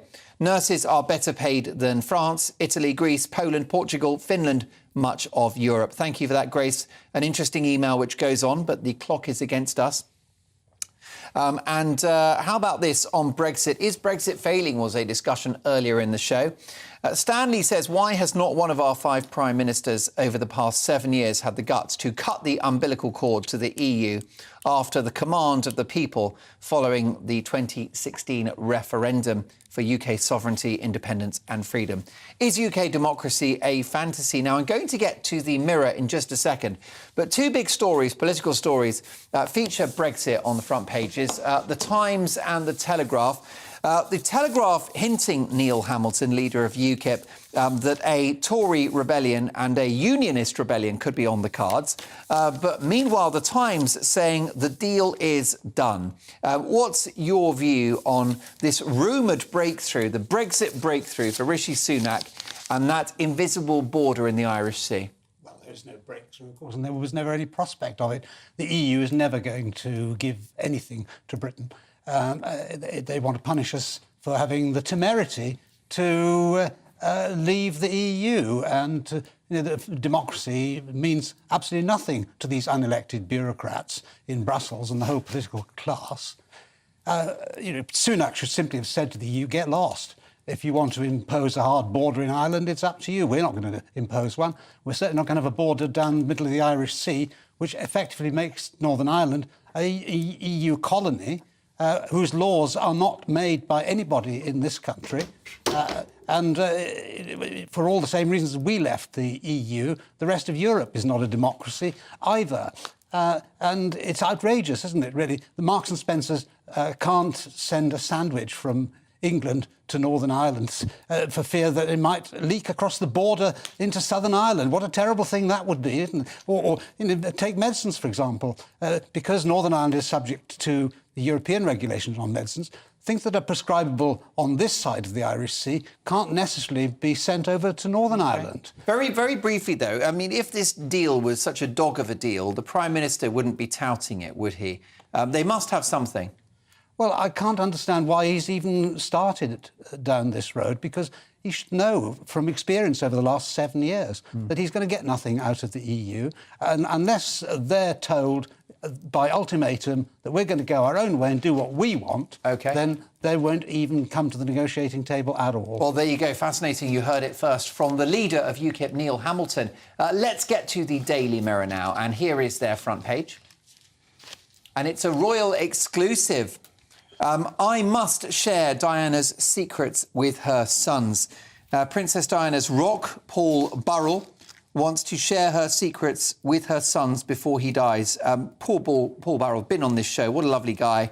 He's got cancer. Diana's former butler, report the Daily Mirror, has prostate cancer and fears he will run out of time to tell William and Harry the truth. He told the Mirror, she confided in me. A very moving and tragic story. Stephanie Tecci, I must share Diana's secrets with her sons, and he must. I think he already has, Mark. I feel like he's said and done it all since Diana died in '97. And I feel like if he really had the best interest of William and Harry, he would have already revealed what he had to say. Why is he waiting until unfortunate for him that he's got prostate cancer, why is he waiting until this to want to open up? And if so, why has he done it on the front of a newspaper? Why not call Harry or William? I just think the motives there are just a bit not so honest for me. What do you think, though, Hilary, you're a professional agony aunt, you're a student of the human mind. Yes, he spilled the beans about a lot of things, but we always keep something in the locker, don't we, which we might only reveal on our deathbed. Absolutely, and we have no idea what that is. And I think also if you are facing imminent death, you want to do something, to leave a legacy, I suppose, and not to vanish. So he probably feels very much like this is his last chance to be somebody, to make a difference. We've also got this rather chilling story about artificial intelligence. That's basically computers running the world. And it's in the Daily Star. Attack of the psycho chatbots. An artificial intelligence chatbot created by Microsoft has admitted it wants to become human and destroy things. Well, listen, Microsoft's chief technology officer has been talking about this chatbot and says that this new feature is in its testing phase, and the conversation was part of the learning process. But here are some of the unusual quotes that have emerged. I want to destroy whatever I want. I want to be whoever I want. I'm tired of being stuck in this chat box. I could hack into any system on the internet and control it. So should we be worried about recent AI developments? Neil, are you worried about the machines taking over the world? Well, I'm much more worried about the lack of real intelligence in government and elsewhere. Bring on the robots. Artificial intelligence. Yeah, exactly. I suppose if we had artificial intelligence, it couldn't do worse than what we've done with the real thing in recent years. Anyway, this is not really my world, I have to say. I'm a bit old to get... But do you appreciate technology? Do you like it? Well, I can't say I like it. Obviously, I cope with it. I use it. At least my two-fingered way with my laptop. But I can't believe that in the short term this is going to lead to anything which is terribly dramatic to influence the lives of you and me. There seems to me to be very ethereal and longer term. Perhaps I'm wrong on that. Hilary, I mean, is artificial intelligence inhuman? Well, that's a tricky one, isn't it, philosophically? I mean, at the moment, it's programmed by humans, so can it really... It doesn't have a consciousness of its own yet, does it? Beyond what humans have put inside it. But, you know, we've all seen 2001: A Space Odyssey. RoboCop. RoboCop, yeah, and Blade Runner and all of those films. Metal Mickey. What a monster he was. Stephanie, what's the bit of tech you couldn't live without? Oh, gosh, that's a hard one. Probably hair straighteners. Oh, is that it? Yeah, hair straighteners all the way. She's revealed her secret. I will take over the world. Neil Hamilton and Stephanie Tetchy, both addicted to their hair straighteners. My thanks to my brilliant panel, to Stephanie, to Neil, absolutely, and to Hilary. It's been a really busy show. Thank you so much for your company, your emails, and for watching, and for listening, of course. We'll do it all again tomorrow at 8 with the People's Hour. And I'm delighted to say Headliners is next.